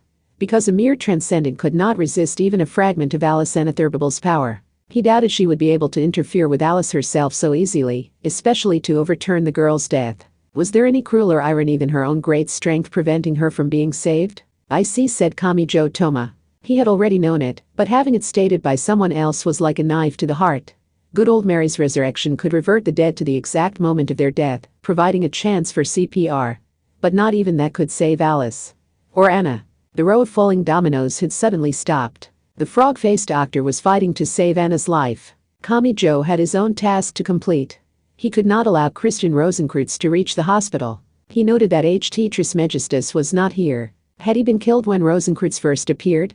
Or did he no longer see any purpose in the bridge builder's cabal, now that he had lost his master Alice Anatherbal? For that matter, there were so few transcendents here given that good old Mary could resurrect people. The bridge builder's cabal had pooled their combined strength into that ceremony. Kamijo didn't know how many there were in all, but there had to have been a large number of transcendents in Academy City. Had the CPR failed after their bodies were returned to the moment of death? Or had the CPR succeeded, but they had lost the will to fight and fled? He had no way of knowing. We've already lost to him once, so we know just how much of a threat Christian Rosenkreuz is, said the Bologna succubus. But we can't just let him go free. We are aware, said good old Mary. And since we know a direct attack will not work, what we need is observation and preparation. We must make ourselves disappear, find safety, and get a fresh start. So before Rosenkreuz notices us, we must leave here, keep our distance, and find cover. Their argument was logical. They had not given in to their fear. The transcendents were not like Kamijo. It wasn't that they didn't know. They had lost and they had experienced the fear of death, but they still used their reason and knowledge as weapons to challenge their greatest enemy. Mud thieves. You too. Aradia spoke to the most dangerous of the bunch. But maybe being known as the most dangerous actually made her the safest one when it came to the problem of a malfunction in her salvation conditions. Good old Mary looked like the gentlest and calmest, so if he suddenly shot him in the back, Kamijo wouldn't know what to believe anymore. What kind of weapon shadows should I absorb? Or should I absorb your transcendent shadows now as insurance in case something happens? Given this battle's difficulty level, it would be best if we had multiple copies of good old Mary's resurrection. Just then, Kamijo felt a chill. He turned toward it without even thinking. But that didn't mean looking left, right, or even behind. He looked up. He was speechless. And a voice responded to his unvoiced question. Found you, damn it. The voice was peering down from the top of a wall still standing among the rubble. Kamijo immediately rolled away just before the entire scene was obliterated. Christian Rosenkreuz dropped like a meteor, blowing away the unnaturally standing concrete wall. The silver young man stood at the center of the resultant crater. He displayed a joyful smile at discovering new prey. They needed a fresh start. They had to escape before he found them. It was the thinnest of threads, but they had finally found a definite chance they could reach for. It had shattered from a single blow. Fear clutched Kamijo's heart. But he wasn't even given time to freeze up. Kamijo glared at red-clad Christian Rosenkreuz and swept a hand out to the side to protect Mud Thebes standing by his side. Then he shouted to her. Hurry to the third defense line and stock up on as many next-gen weapons as you can. A simple close-quarters battle will only wear you out, so we'll do whatever it takes to make sure you get away. Kyuyun, he heard a strange sound. No, was it a voice? Kamijo looked over in shock to see the girl clasping her hands in front of her flat chest. And for some reason her cheeks were flushed pink. What had happened? The Bologna succubus snapped at Mutt Thebes, whose eyes were wavering on her otherwise expressionless face. Now is not the time to let the suspension bridge effect pierce your heart. I know this is basically your first time speaking with a boy, but how about you get to know him a little before you fall for him? Wait, is that what this is? I'm flat. Mutt Thebes' specialty is hunting people down, so if she is in love with you, she'll probably pursue you to the ends of the earth. Lucky you, if you're into that. And with a passionate stalker loaded with a limitless supply of blades and firearms, you never have to worry about her cheating on you, and you know she'll accept your love. This clarification by Big Sis Aradia, whose eyes looked unnecessarily icy for some reason, made Kamijo's shoulders jump. The gravity of Mutt Thebes' love was apparently on par with a black hole. If you got too close and let it catch you in its pull, time and space would lose all meaning, and you would find escape to be impossible. Also, based on the way they had phrased some things, he got the feeling H.T. Trismegistus didn't count as a boy in the eyes of the female transcendents. That young butler was getting caught in the crossfire despite having gone missing. How did this all look to Christian Rosenkreutz, who wielded violence on a whim? At the very least, he didn't interrupt their conversation with an attack. The transcendents, The group that lost sight of their own selves through excessive and mistaken role-playing. I have already defeated the lot of you once. A repeat of that would be a disappointment. You had better have developed some new special attack now that you have chosen to stand in this old man's way again. There were multiple transcendents here. As hard as Kamijo found it to believe, CRC did not appear to view them as a threat. Why? Asked Witch Goddess Aradia. Why dedicate yourself so thoroughly to violence? Our bridge builders cabal has chosen to abandon the self to take up roles that will help others, and we even completed a major spell through that.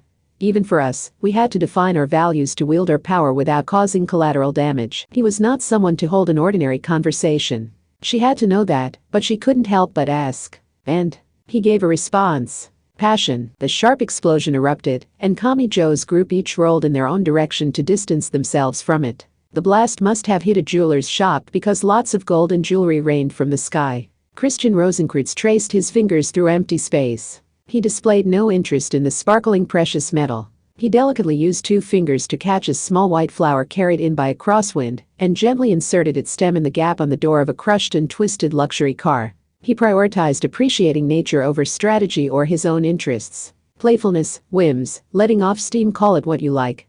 Kihihi. This old man is well aware how great a power I hold in my hands. So I will never blame its results on anyone else. I will not say I did it for justice, for an individual, to save someone, or even to save the world. With power this great, shifting the blame onto someone else could very well break them. No matter what anyone might say, only I am capable of bearing the burden of this power.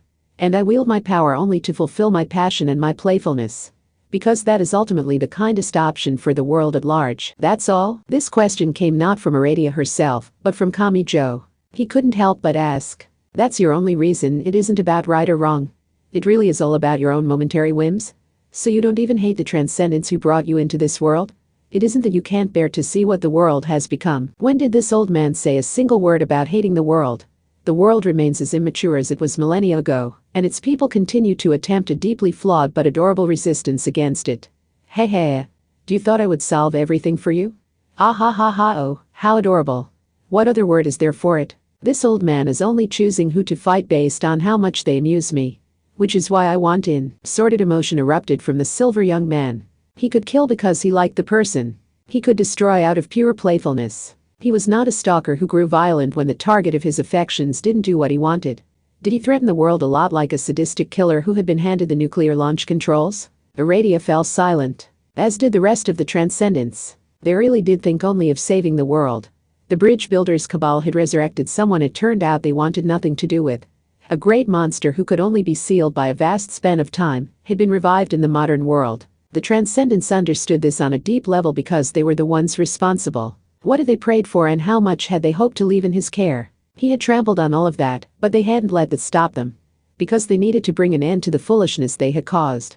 So that this disaster could not reach the people they had vowed to protect. That was Aradia, the Bologna succubus, and the rest's reason for fighting. That too is just another silly passion, said Rosenkreutz, chuckling and holding his own body. He had seen right through them. All this old man is doing is consciously making use of those passions. Which is why I will not say you are wrong. Ah ha ha. Because it would bore me if you tried to make excuses and shift the blame onto someone else. The silver young woman took action while laughing. He casually held out his palm.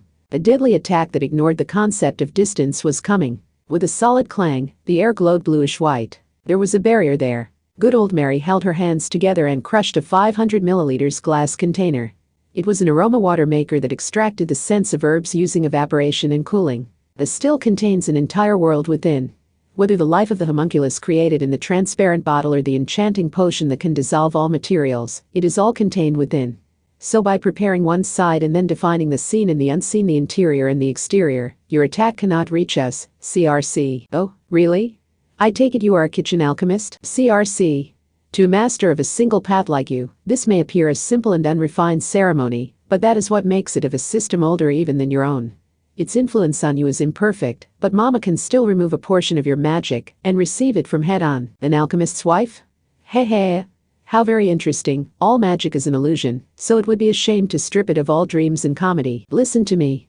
Mama is unmarried, so you should address her with Miss, you imbecile. For the very first time, a transcendent did not flee from Christian Rosenkreutz's outstretched palm.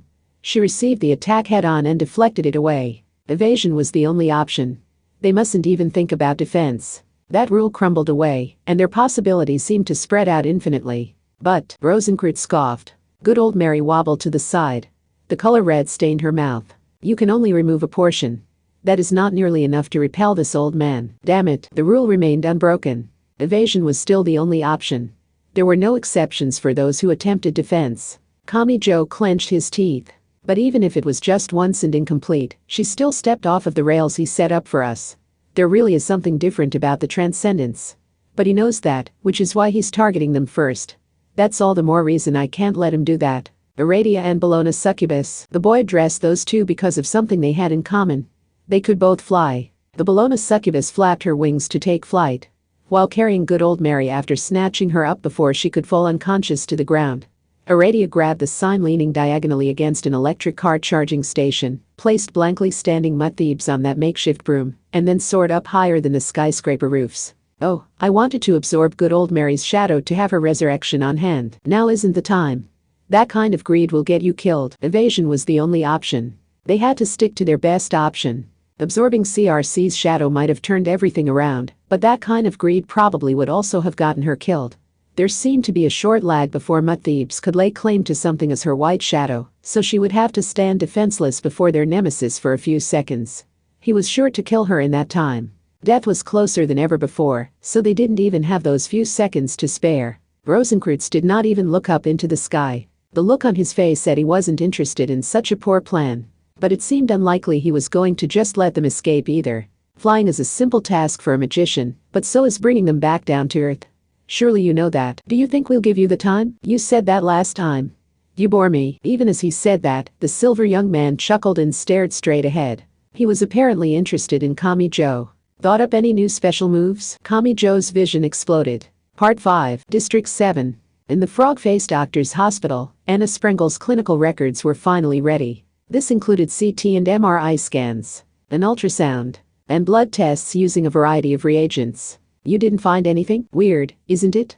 Even an electric shock would leave burn marks on her skin. The lead medical technician tilted her head. She would have simply looked puzzled if not for the tension of fear in her cheek. This wasn't surprising. An attack using toxins or chemicals, drowning, and even carbon monoxide poisoning would have caused abnormalities somewhere in the girl's body.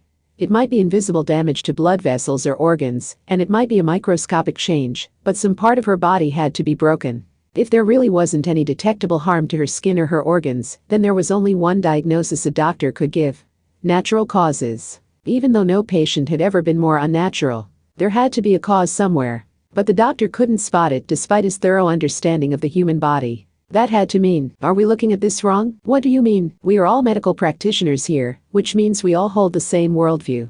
What if that worldview is blinding us to something here? Part 6. The term martial law gained greater weight within Hamazura Shiage. Not long ago, he had been able to stop by the local discount store, but now it took courage to even open the front door. This was different from anti-skill or judgment lecturing him.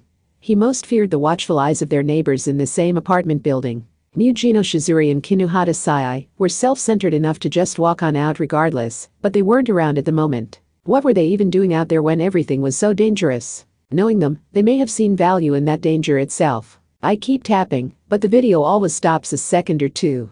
The phone network has really slowed down, hasn't it? Hamazura, I think everyone is messing around on their phones and tablets because they don't have anything else to do. It wasn't that he didn't have a connection at all, but even a slight slowdown was frustrating when he was so used to more comfortable speeds. Thanks to that, he had left the old-fashioned TV on. As long as you didn't use any of the net-connected channels, the TV always ran smoothly. If only there was any useful information there. When the city was under martial law, it didn't do anyone any good to tease the audience with a special on the top 10 restaurants in the city. He understood they were just using up all their stockpiled shows, but it still felt so out of place. Didn't they know no one could head out to visit these places? What all was happening out there while he was stuck in here? He was caught in the middle of it, but he could barely find any information. Will we be okay staying here? Asked tracksuit girl Taki Tsubo with an absent-minded tilt of her head. It was whoever's in charge that told us to stay in here. I'm all for having an officially sanctioned excuse to keep the lazy holiday going. Do we have enough food? If not, the government will bring us some. They started this, so it's on them. As soon as Hamazura said that, he heard a gentle electronic bell. He checked the intercom screen and saw a drum-shaped cleaning robot slowly crossing the path. The machine spoke with an artificial feminine voice. This building is not an authorized shelter. Please check your maps and move to the nearest disaster shelter as soon as possible. Remaining here would be exceedingly dangerous to your lives and your property. But they're the ones who told us to stay at home. They could at least run an emergency news broadcast telling us what's going on out there. Let's hope there are no hordes of zombies wandering around. Hamazura. Part 7. Kamijo couldn't steady his wobbly vision. The color beige seemed to have taken over the world. He was looking at a Takuadai duffel coat. That was enough to guess he was being dragged along by Mikoto. But when had she picked him up? What are you doing, Shokuho? You can't tell?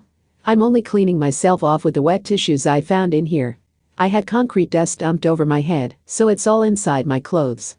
You really are a wild thing to not even bother with basic cleanliness, Misaka-san.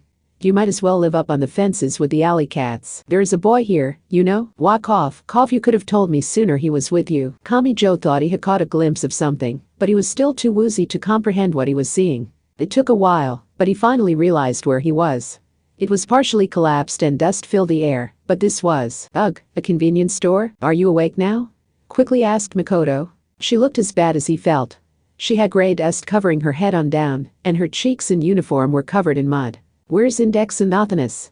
What happened to everyone else? The stranger was here too. The girl with long blonde hair wore a Takuadai uniform, so was she Mikoto's friend? You can see now that facing him head-on isn't going to work, I hope. It's a miracle ability you weren't torn to bits and strewn across the city. Why was he alive? He knew it wasn't his own doing. Mikoto and this stranger must have been fighting hard too.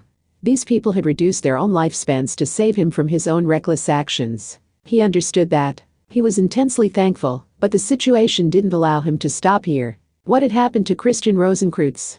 But how does that man's brain ability work if my mental out doesn't work at all? You aren't going to tell me he actually wasn't human to begin with, are you? Mental out. Kamijo had heard that Esper name before. It belonged to Academy City's number 5. But he didn't know who used that power or what they looked like. He did wonder if a psychological Esper power would work on the Transcendents like Anna and Alice. The high school boy like Kamijo didn't know even a fraction of the legends surrounding Christian Rosenkreutz, but if he really was the kind of person found in a children's book, then he would have gone through intense training and obtained near inhuman power. That process could have altered his mind to an extent that not even the number 5 level 5 could control it. That playful magician was only interested in fulfilling his passions and blowing off some steam. It was only by chance he had been depicted as a wielder of benevolent miracles like someone from a children's book. He had explained all that with a smile, but could this really be described using the familiar emotions that Kamijo and the others knew so well? Deep tremors shook the area even now. Staticky voices spoke within the partially broken store. Wherever she had gotten it, Misaka Mikoto held a small anti-skill radio. Escape route CV-1 secured using B2 as a decoy. Make sure Judgment gets away first. Also that military clone staring blankly into space over there. However she was born, she's still a child. Wait. I can still fight. If you check the bank, you will see I am a level 4 teleporter, so I can help rescue ARG. Listen to me. Christian Rosenkreutz had not simply lost sight of Kamijo's group. When Kamijo wasn't fighting, it meant Rosencreutz was fighting someone else somewhere else. That could mean Aradia, the Bologna succubus, and the rest of the Transcendents. Or it could mean Index and Athanas. Damn, rushing in without a plan won't help them. With that exasperated comment, Makoto tossed him something. He caught it to find it was a jelly drink. Hey, I hope you paid for this, idiot.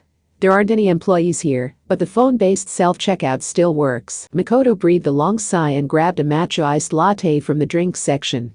People's personalities showed through at times like this. With the store partially destroyed and the power out, she had chosen a drink that would give her an immediate energy boost and didn't need to be cold to taste good. Kamijo understood why she would avoid the jelly drink, since its chemical flavor got a lot more noticeable at room temperature. And yet that was still what she'd given him, damn it. The honey blonde girl gave Makoto an icy look. She had opted to go without a drink. Misaka-san, how can you rummage through these convenience store shelves? The place is nearly destroyed and the cooling systems are down, but none of this food has gathered any bugs. Doesn't that scare you? It's early January, so all the little critters are hibernating. Kuroko runs a major convenience store chain, so she's told me all the actual facts about the additives and preservatives they put in their food. How net illiterate do you have to be to actually believe all the sensationalized stories passed around online? After purchasing her drink, Makoto stuck the straw into the drink box and took a sip. It's not just the artificial things you have to worry about, though. How about this, Misaka-san? Do you know where they get the matcha green coloring for lattes and chocolates? That smug look on your face is enough to know it isn't tea leaves. So what, is it some kind of chemical? Caterpillar dung. They really did get into a fight with hair pulling and everything. Kamijo stared into the middle distance. It seemed to him health nuts like that were only torturing themselves by looking up all that unnecessary information. It sounded like a difficult life, but maybe it was a trial meant to bolster themselves mentally. Something urgent and worsening was playing out on the radio. We can't waste our forces like this. All remaining forces fall back to the second line. Got it. We won't let this end here. This isn't about our pride. The fate of the city rests on our shoulders. They hadn't given up yet. But if they thoughtlessly challenged CRC again, it would all happen again. Damn, not even a professional magician or a group of transcendents could defeat him. I just hope Anti-Skill realized magic exists during the business with RNC occultics. It really sounded to Kamijo like it would be best if he went back out there. He doubted Imagine Breaker would work against Rosencreutz, but it had to give him a major advantage over anyone else out there. So if you do save that Anna Sprengel, what then? Asked Makoto, unsure what to do with her opened matcha iced latte. I mean, if she's connected to that Rosen whatever guy, she might know his weak point. But she nearly killed you with those mysterious microbes called Saint Germain, was it? Then she toyed with me using that giant capsule machine full of execution items she called the new molest shell. And it wasn't just an Academy City. Didn't she nearly destroy the entire city of Los Angeles? Was there some secret in common between all of that? Wouldn't surprise me if there was, but do you really think that wicked woman will give you accurate information? What then? What was his goal? The boy considered the battle he had begun out of necessity. Eventually, Kamijo responded. He kept his head lowered, but he spoke clearly. Anna says she's searching for a king who will protect her without asking why she does what she does. She said she had spent so much time protecting and guiding other people, but no one ever lived up to her expectations, and she has grown sick of it all.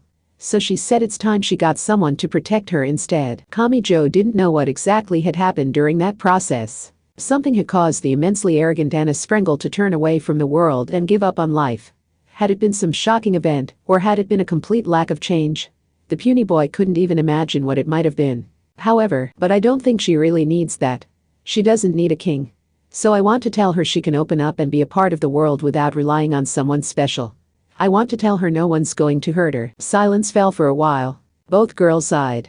But those sighs carried something subtly different from exasperation. Telling us who she is as a person is hardly fair, said Makoto. It would be nice if she could just be a villain and nothing more than a symbol.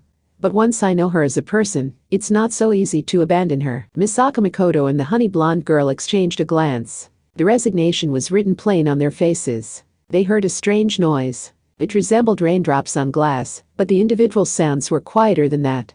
It was more like static on an old TV. Something flowed in from the broken glass door. It was the kind of fine sand found in a desert or on a beach. Instead of pure white, it was colored a faint yellow that stimulated Kamijo's memory.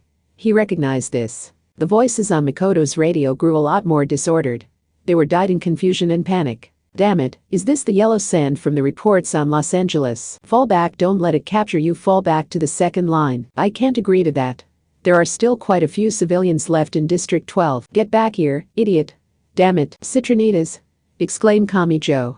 You can't reach them in time. Unsteady Kamijo was stopped by the honey blonde girl whose name he didn't know. District 12 is a big place, so the distance ability is too great.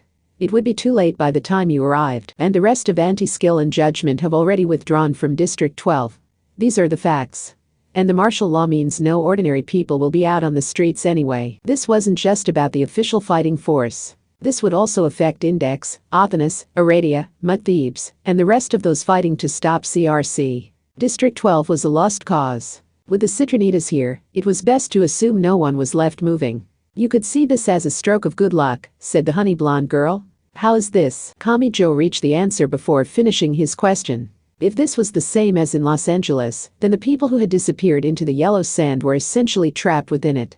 This was still checkmate against them, but that was better than being killed with their bodies split apart like Alice Anna Thurberville or Anna Kingsford. It was possible Christian Rosenkreutz had decided going around killing all of the unresisting people would be a boring waste of his time. If they stayed put, he might let them live. But that gave them no way of stopping his march across the city. Then he would make his way to District 7 and arrive at the frog-faced doctor's hospital. Once that happened, there was no saving Anna Sprengel. The monster who only ever obeyed his own playfulness and intellectual curiosity would tear it all apart and take her life. Sorry. We don't have many people left, but I still let you die for nothing. I don't think I can get any closer. Don't worry about it. If you'd come running here, you'd have met the same fate. Take care of the rest. If this is like in LA, then you should be able to drag the survivors from the yellow sand once the source is defeated. Fall back, the fight continues at the second line. Do not forget the words of those fools who joined the sand. Kamijo and the girl silently listened to the radio. No. Was silently observing really all they could do? They heard an explosive sound from somewhere. The wet explosion was different from one caused by explosives or gas. Kamijo hesitantly poked his head out from the destroyed convenience store and found the street covered by yellow sand. Furthermore, something was pushing in from the distance. What is that? Water, said the honey blonde girl. It's water. District 12 is known for all its religious facilities, so it has more firefighting equipment than most districts. Instead of each building having its own, it has a central firefighting tank managed by the district as a whole. That must have ruptured. Kamijo looked puzzled. He couldn't figure out why Christian Rosenkreutz would attack there. Wasn't that basically a giant pool buried underground? He wondered if the man was eliminating all means of extinguishing a fire before starting a great conflagration. But that wasn't it. We need to get out of here. Immediately, said the honey blonde girl. Why? Did you forget it's January? Getting soaked by that sure be cold water is enough to kill. Rosenkreutz had used the Citronitas to dissolve District 12 survivors in the sand. And after that, he was attacking every last alley to ensure he didn't miss anyone. Getting caught in that would never end well. If they were drenched and then exposed to the biting wind, they might just freeze into pillars of ice. Run! Shouted Makoto. Before it reaches us. The water covered a wide area, but it fortunately wasn't very deep. If they were caught in the watery zone and their shoes got soaked, they might lose a toe to frostbite, but they could escape the invasion of frigid water by jumping onto a higher ledge or onto a car. It helped that the yellow sand had created a lot of small dunes. Pant, pant. Wait for me, Misaka-san. All the ups and downs quickly wore out the stranger and left her out of breath. The soft sand below their feet made it all the more challenging.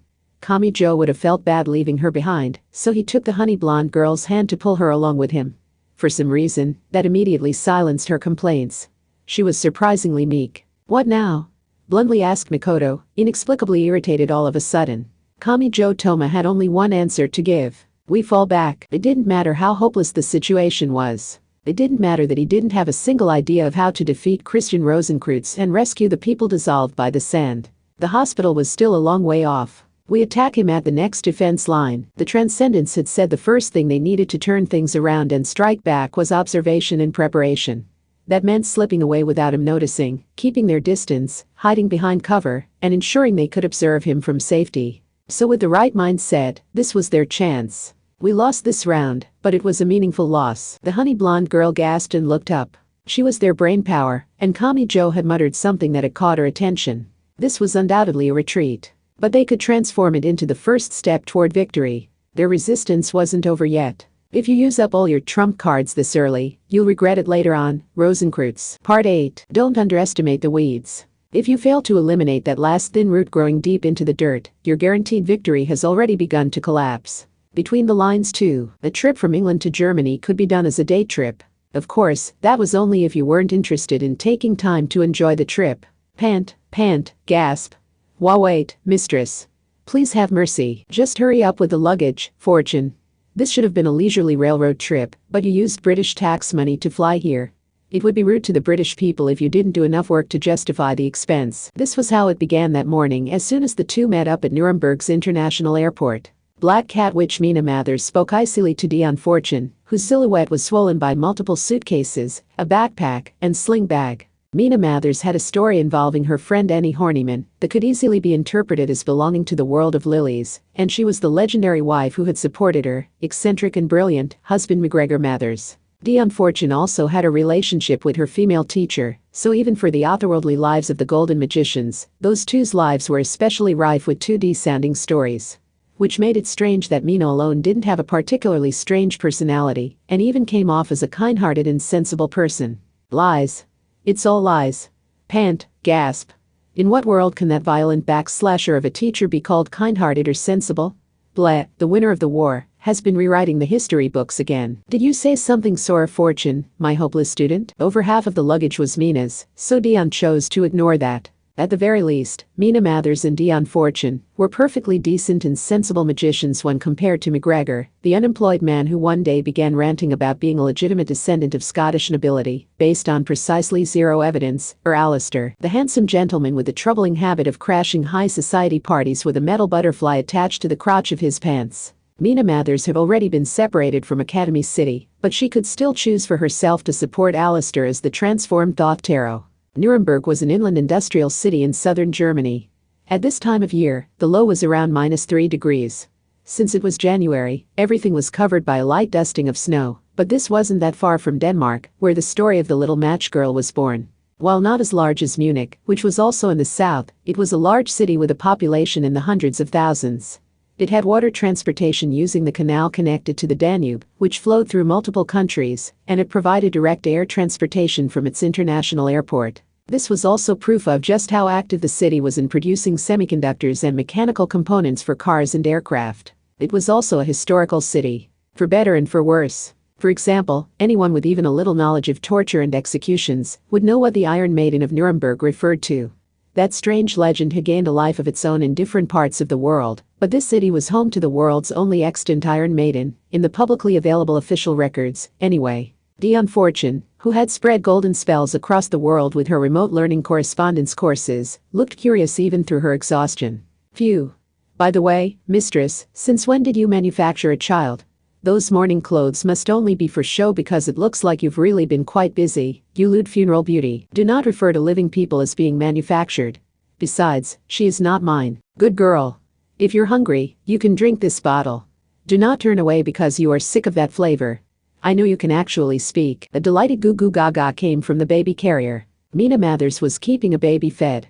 That showed an extreme evolution from when she was so hungry while wandering Academy City that she stuck a power cable in her mouth. The cat ears mourning clothes woman had used her skill as an artist to design a ceremonial ground, and most of the props that complemented the texts and formulas of a magician's logic, so Dion Fortune skeptically viewed the baby the other woman was holding and soothing.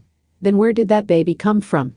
Was written plain on her face. She might have fainted if she were told that was Alistair's daughter Lilith, though.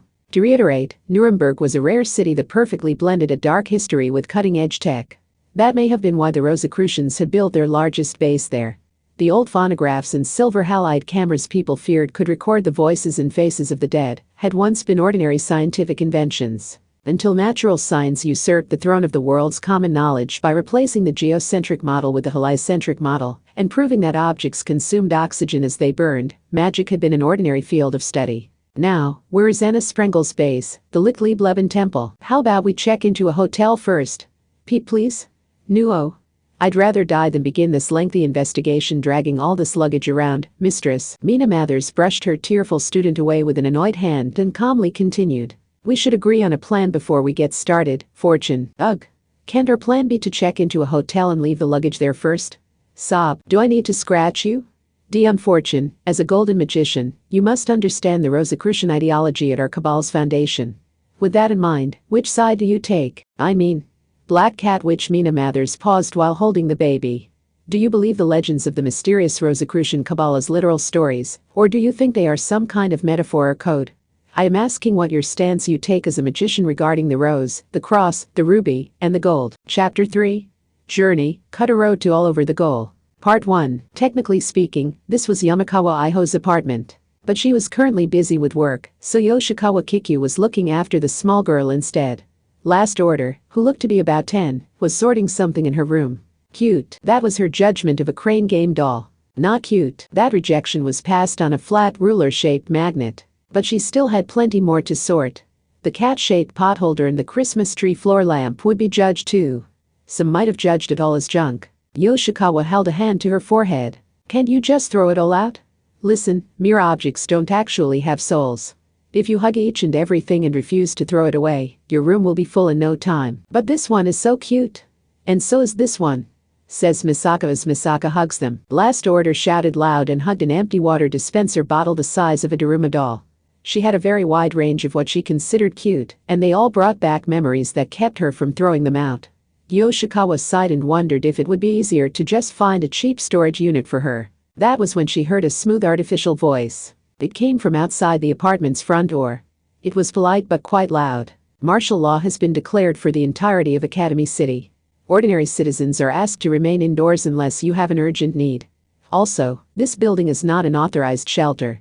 Please check your maps and move to the nearest disaster shelter as soon as possible. That had to be a drum-shaped cleaning robot, and its instructions seemed contradictory. But Last Order remained seated on the floor and made no move to get up.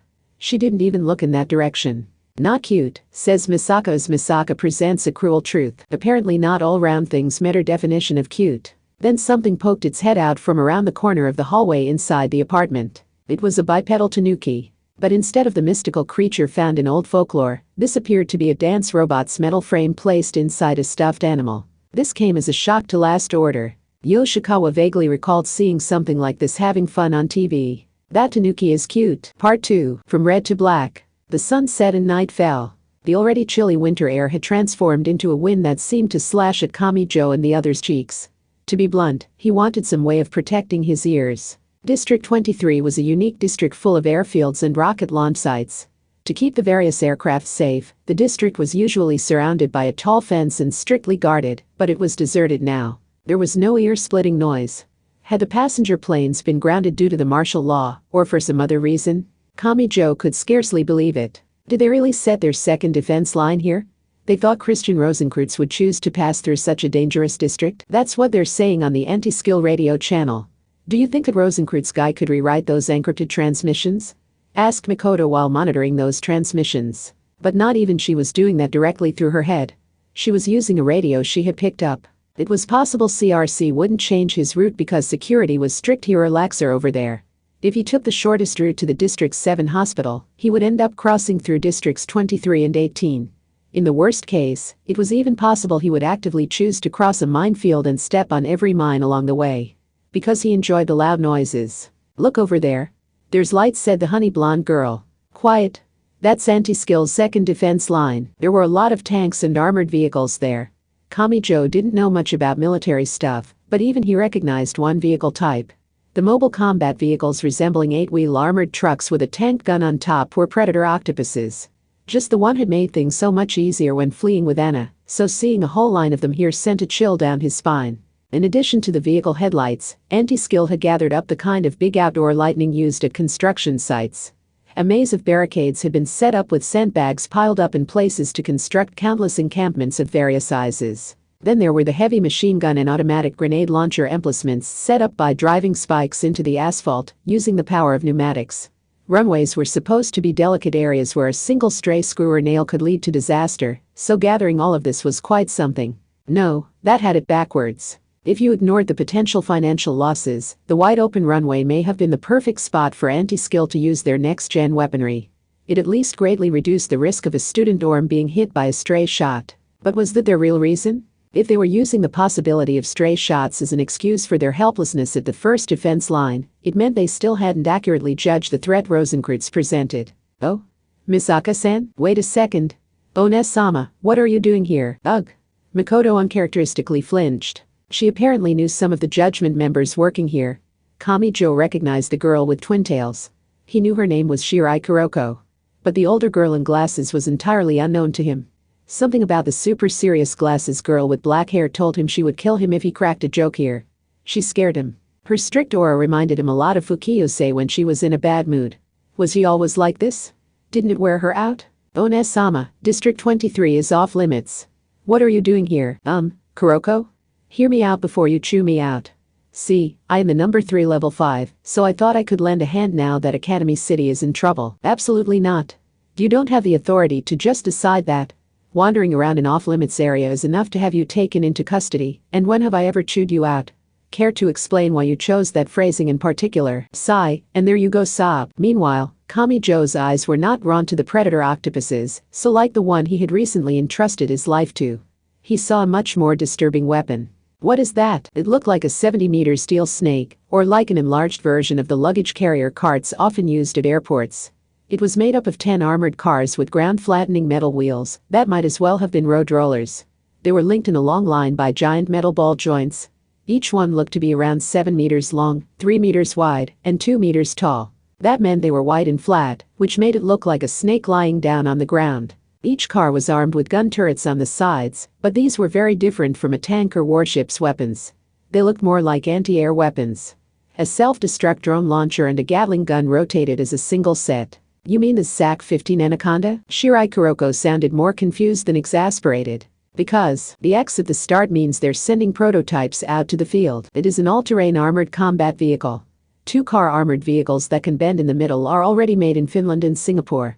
You could view this as a more extreme version of that concept. The glasses judgment girl held a hand to the temple of her glasses and seemed delighted to provide the explanation.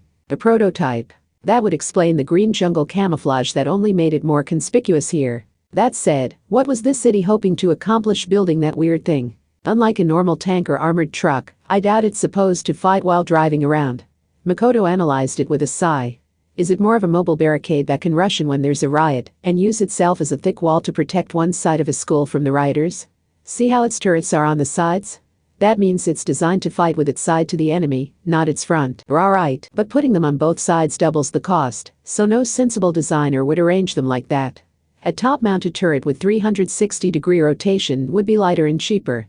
The only reason to do it this way is if the weapons double as special armor to protect itself. So if a shell or missile hits it, it triggers an outward explosion to reduce the force of the enemy projectile, trying to punch through the armor. And that's a lot cheaper with a drone launcher than a big gun. It looks like the actual radar is split between the front and the rear. Unless you accurately shot between the weapons with something like my railgun, the shot will be diverted at the cost of one of the modular, and thus replaceable, unmanned turrets. Anything is fine as long as we have something defending us, said the honey blonde girl. She had a point. After all, this was District 23. The flat runway gave a clear view out to the horizon in all directions, meaning there was nowhere to hide. They didn't want CRC firing magic projectiles here. Having those 5 or 10 units surrounding them to create a rough encampment would mean a lot. Kamijo then listened in the 2 judgment girls. It's plenty long, but at only 2 meters tall, riders can simply climb over it. But if they added rolls of barbed wire, I'd be afraid of injuring them. Well, those flaws are what make prototypes so cute. Is that so? If they're going to the trouble of using a computer for the complex calculations needed to sync the engine RPMs, I don't see why they would bother with a giant snake that can't even separate. Procuring 10 maneuverable armored vehicles would seem more convenient to me. They must still be working out the kinks to discover its true charm as a product. Besides, don't you love the sound of the phrase mysterious prototype weapon? Hee hee, not really. I don't understand you biker girls who get all worked up whenever you see a mech that doesn't even cover you up. That conversation hinted at a lot of effort going on behind the scenes, but the thick wall still felt unshakable to Kamijo. But then another thought occurred to him. Can this traditional weaponry really stop Rosenkreuz? It was a vague, meaningless question. His thoughts never reached the part where he figured out what else to do. Because he was interrupted by something floating down from the night sky. It was colored a hot pink. Since this was the second time, Kamijo felt more relief than surprise. You're alive, Bologna succubus. Natch. The blonde demon smiled as she spread her large bat-like wings.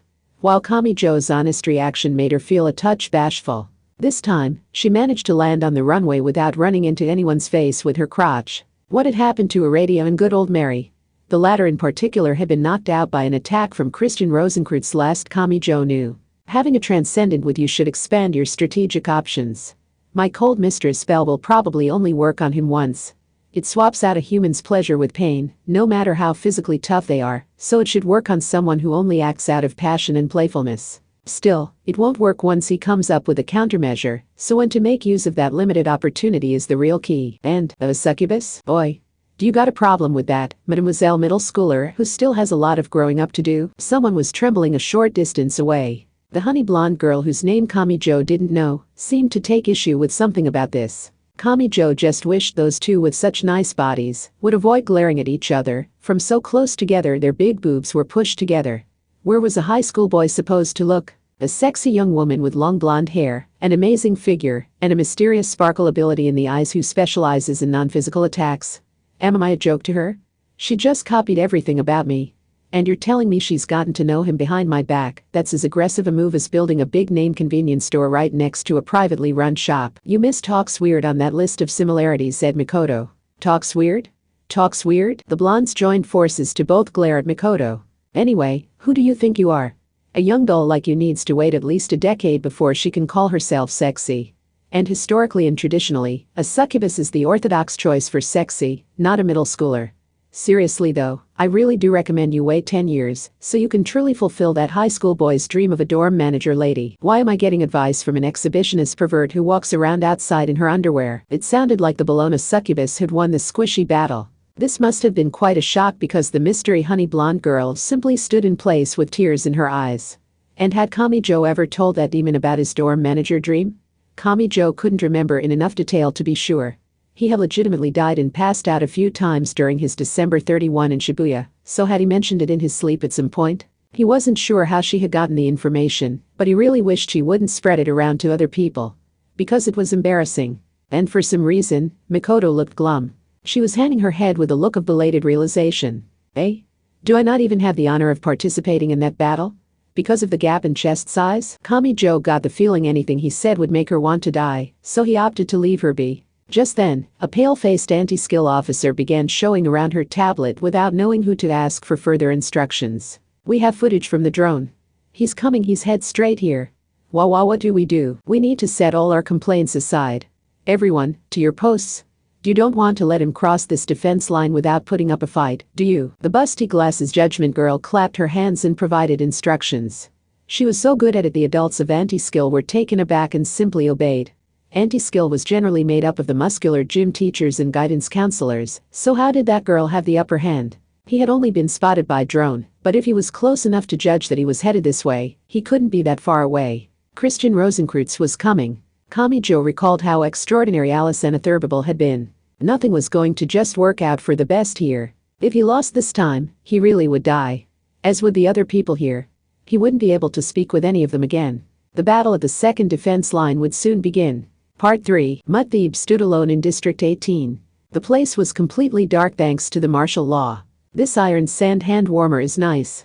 Nothing can beat the classics. That pointy-haired boy had given her the item before they parted. So now the chilly girl warmed herself with that modern convenience. Anti-skill referred to this as the third defense line, but the District 7 hospital where Anna Sprengel slept wasn't far from here. For that boy, this had to be the last line.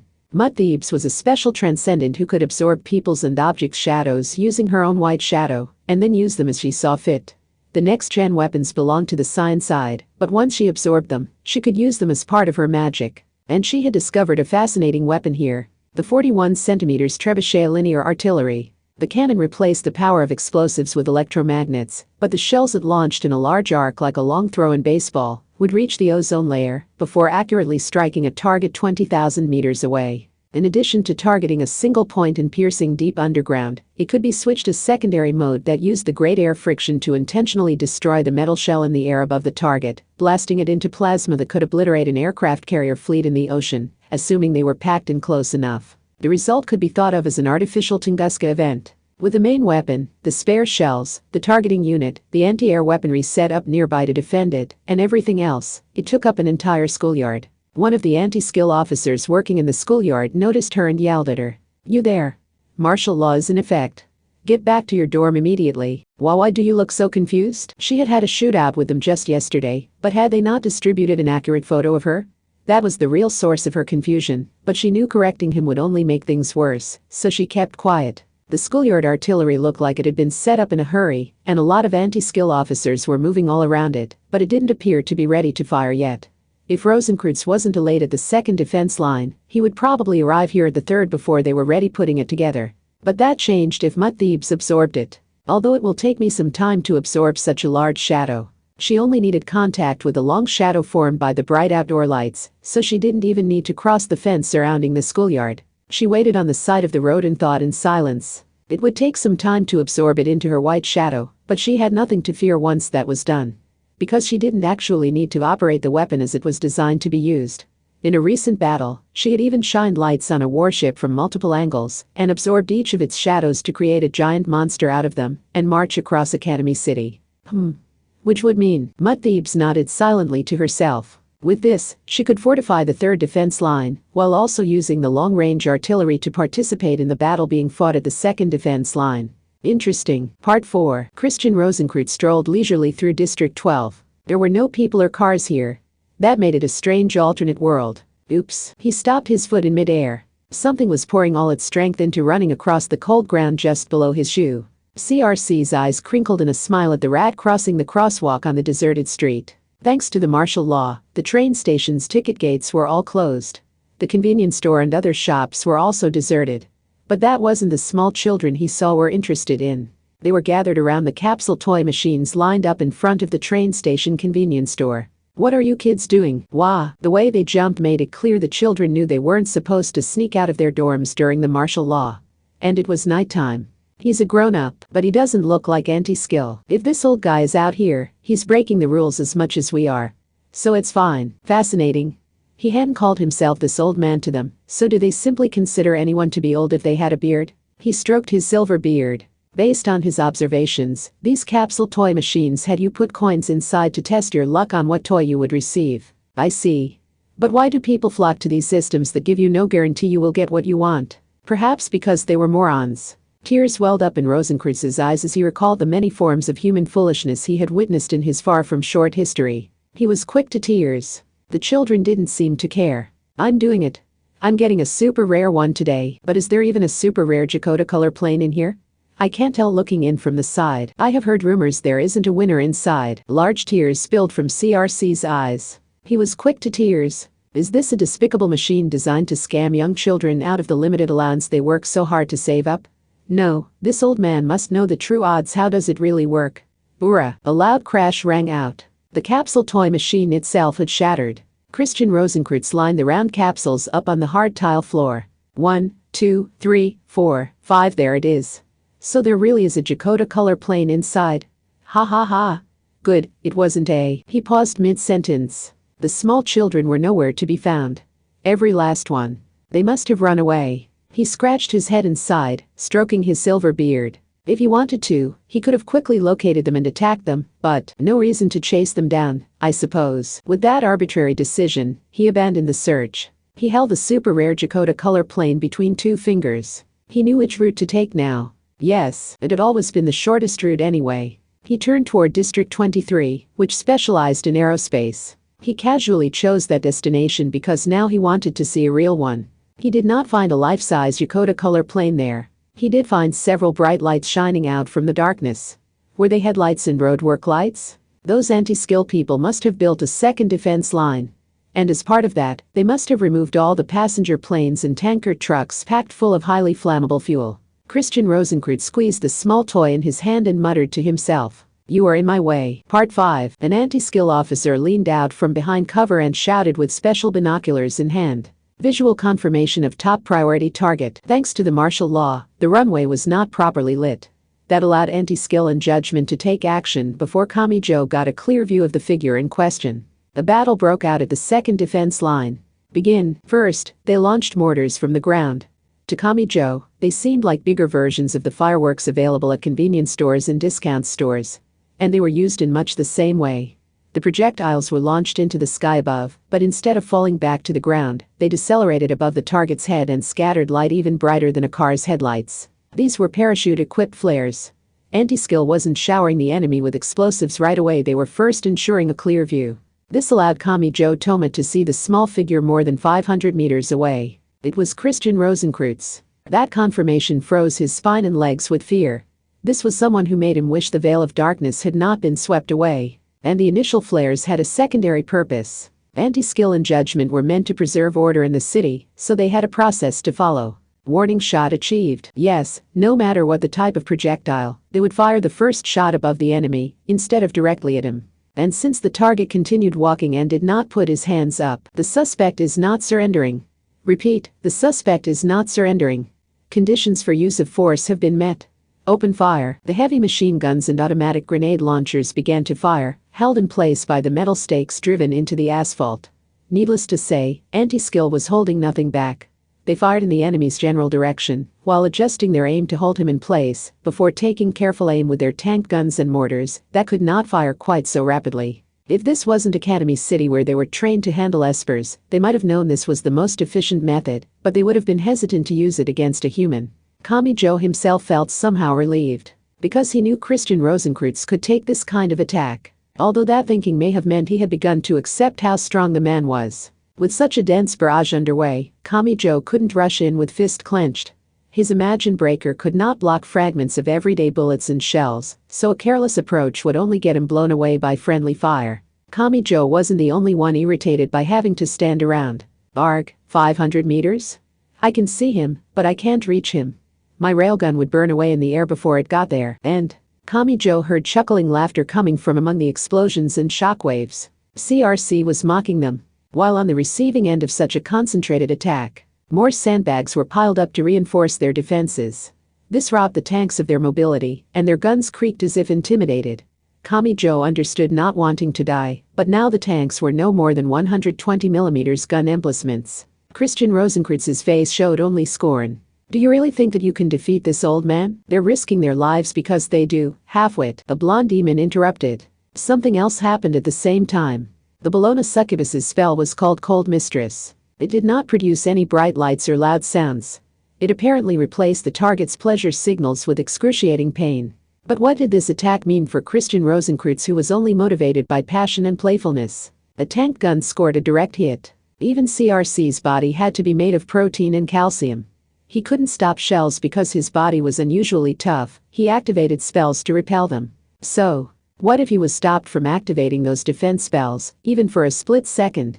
The explosive boom erupted a moment later, and a cloud of gray dust swelled out. But Anti-Skill was not foolish enough to celebrate quite yet. Not yet, shouted an adult holding special binoculars that used electronics to expand their functionality. He's still in one piece, and standing on his own 2 feet. Damn monster. Kamijo clenched his teeth. He could only pray CRC had survived but had taken damage. The tank guns and grenade launchers fired again and again, not waiting for the dust to clear. This showed Anti-Skill's fear that he would attack the instant they stopped firing. Ah, the honey blonde girl shrieked. Something other than deafening gunshots and sparks had grazed her at high speed. Probably a stray shot or a ricochet. But Kamijo couldn't do the obvious thing and duck down behind cover. He was too worried. The inability to see what was happening was wearing at his patience. He was intensely anxious that all of this was ultimately meaningless. Ordinarily, they would have the upper hand here, but he was finding it harder and harder to trust that kind of judgment. Christian Rosenkreutz was too much of a monster. They were on the attack, yet they were the ones running out of options. Unable to bear this any longer, Kamijo shouted out loud. Is it still not over? Still, damn, the target is walking. His shoulders are shaking. Is he laughing? He's headed here. The dust is clearing. Wah, the Anti-Skill officer, sweatily peering through the binoculars, screamed like he was having a nightmare. With a snap of breaking metal, the heavy machine gun providing a dense barrage was suddenly destroyed and stopped moving. It all happened in an instant. Rosenkreutz rushed in. Once he was inside the defense formation surrounded by the sandbag walls and barricades, their bullet and shell-based strategy would cease to function. But Rosenkreutz may have questioned what he found. He had eliminated their optimal strategy and begun the hunt, but despite the terror on their faces, Anti-Skill and judgment had not frozen up in fear. Everyone down, shouted a tough-looking Anti-Skill officer with something in his hand. Kamijo wasn't sure what he meant, so he was slow to react. The group of tanks and mobile combat vehicles all exploded from within. Kamijo hadn't been anywhere near them, but his feet were still lifted from the runway. And he was knocked backwards. Boy, the Bologna succubus's voice was too distorted to understand. It was so bad he couldn't even judge how close he was. But what had happened to CRC, who had moved deep within the group of tanks and mobile combat vehicles? The 8-wheel Predator Octopus and the rest of the military vehicles were designed to be operated remotely as ground drones. After the first defense line was destroyed so badly, no one thought CRC could be repelled with ordinary firepower. Which led to this strategy, triggering the self-destruct only after he had easily broken through the defense line and entered the defense formation. They probably hadn't used your average explosive either. Aga, Kamijo's retinas were scorched by a flash of light as white as welding. Most likely, they had made use of a special reaction using aluminum or iron powder. At more than 3,000 degrees, the blast could literally melt steel, and it had hit the man at point-blank range. Shirai Kuroko shouted over the boom while lying down on the runway, protecting her head. Did they really have to go this far? Seems that way. The suspect is still standing. He didn't even duck. The busty glasses judgment girl must have had clairvoyance or a similar power, because she was directing her wide eyes toward the dust cloud. You're kidding. Mikoto had also frozen stiff. She may have detected something with her radar produced by reflecting weak microwaves off of things. But Kamijo didn't have time to see the truth for himself. He heard a deafening tearing sound. The SAC-15 Anaconda, the snake-like chain of armored vehicles, had started to move. It looked like the 3 units were going to run over Rosenkreuz, but instead they formed the 3 sides of an equilateral triangle and came to a rapid stop. First, they trapped him. That 70 meters giant surrounded the same area as a schoolyard. But it was not just a thick wall. The mobility to deploy as the situation demanded was the Anaconda's greatest strength. Down on the ground, an anti-skill officer shouted into a radio. Fire! The guns on the sides of each unit opened fire on the interior of the giant triangle. Self-destruct drones were launched sharply out and 20mm Gatling guns sprayed bullets. The noise alone was terrifying. The barrage was so dense an ordinary human would have been turned into a bloody mist and splattered across the ground in less than a second. But only an ordinary human. And it didn't end there. Something fell from heaven to earth like a bolt of lightning. 120mm shells and 20mm Gatling guns were combined to create a man-made divine punishment of lead and powder. Kamijo had seen this before. A large transport plane had been converted into a mobile aerial gun platform called a gunship. It flew in a large circle overhead, raining down a massive number of bullets. An anti-skill officer shouted while crawling slowly along the ground. So the Shack 03 spotlight got here. 200 meters around the target point is a fragment warning zone. Fall back. Everyone fall back. A 200 meters radius? That's bigger than your average school or stadium. Which means it covers all of us here. Protested the honey blonde girl. Several explosions erupted in quick succession. The Anaconda's wall was meaningless if the metal fragments and pieces of asphalt flew up in the air and poured down on their heads. This might as well have been a volcanic eruption on the surface. Even with the martial law, they couldn't have carried out a bombing this large in the more urban part of the city. This all-out firepower was only possible here in District 23, with its vast expanse of runways, and not a school or dorm to be found. Again, it didn't end there. Even higher up than the gunship ruling the skies, a star twinkled. Or so it seemed just before a cylinder of ultra-heavy tungsten alloy dropped straight down from outside the atmosphere. It was 10 meters long and 80 centimeters in diameter. It had been launched from Academy City's giant satellite. The heavy metal pillar just barely missed the gunship circling overhead, nearly stalling out the 50 meters craft, with the massive air it brought with it, and dropped straight toward Christian Rosenkreuz. Sound was compressed. Even light was trapped, unable to escape, before everything burst outward from a single point. An artificial comet had struck. If the blast had been unmanaged and free to spread, it might have obliterated District 23 itself. Instead, the special grooves and angular points on the pillar's side and the angle of its tip gathered the kinetic energy together, sending it piercing straight down into the ground. It easily dug up the experimental nuclear shelter spread out below the asphalt runway. While the vectors were concentrated to an extent, it wasn't perfect. The force that did escape was enough to twist and flip the 70 meters Anaconda all-terrain armored combat vehicle. Kamijo was nearly crushed by it, but it could easily have been worse. Without that wall there, the thick shockwave would have hit him directly and converted him into a clump of meat. After gathering scrap metal into a giant shield, Mikoto muttered in a somewhat dazed way. Could they have dropped that on my head any time they wanted? Rolling on the ground, Kamijo didn't even have time for questions like that. His aching head felt like it was going to split open. But instead of a blow from the outside, it felt more like the pressure inside his skull had risen. Just watching made him feel like his eardrums were going to burst. In a subconscious urge to find anything at all to rely on, he ended up grabbing onto the Bologna succubus, who happened to be nearby. He looked a lot like a small child clinging to his mother in fear after a nearby lightning strike. What did it matter if they weren't special? So what if they were all individuals and had no legends to their name? These people had gathered for no other reason than to protect Academy City, and they had demonstrated enough power to bring Kami-jo to the ground just from watching. The strange sticky sensation coming from his right ear scared him, but he managed a trembling voice. What happened to Rosenkreutz? After all this, he's got to at least be limping, right? No, said an icily certain voice. It belonged to the Bologna succubus as she held the boy close. Remove your rose-tinted glasses and you'll see. He can still move. His breath caught. Was Christian Rosenkreutz really this powerful? He was entirely unscathed after an attack so ferocious it literally altered the terrain. Then what could a measly right fist do? Just then, a distorted voice came from an emergency speaker directly installed in the runway, rather than a metal pole, so it would be out of the way of takeoffs and landings. Kami-jo recognized the voice. Out of the way, third rates. That was only the opening act meant to keep the bastards still for a second. Part 6. It had originally been a piece of research infrastructure built directly below the wall surrounding Academy City's perimeter. The giant facility used a massive amount of magnetism to trap a stream of electrons and protons, send them out at nearly the speed of light, and collide different particles to create a variety of phenomena, including the creation of brand new elements that do not exist in the natural world. The hula hoop.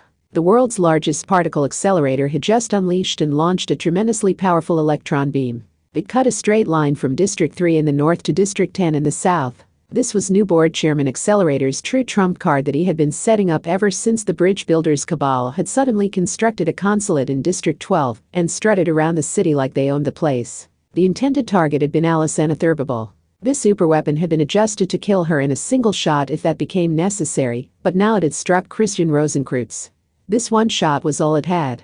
The circular particle accelerators forcibly linked container-sized capacitors and transformers, blew up one after another, as the giant devices were fried by the massive energy they had gathered, but the deadly spear still accurately bisected Academy City north to south. The light swept away the night and all the moisture in the air was vaporized. The heat melted the asphalt pavement back into a liquid, and the remaining small abandoned jets exploded one after another. The twisted and flipped Anaconda half vaporized while it was burned apart. And none of that had been directly hit. Christian Rosenkreutz had been, so how much damage had he taken? Kami-jo choked on the stench of melted asphalt. It took him a while to realize he was curled up on the ground. He must have thought a thick lightning bolt had struck nearby and reflexively moved to protect himself.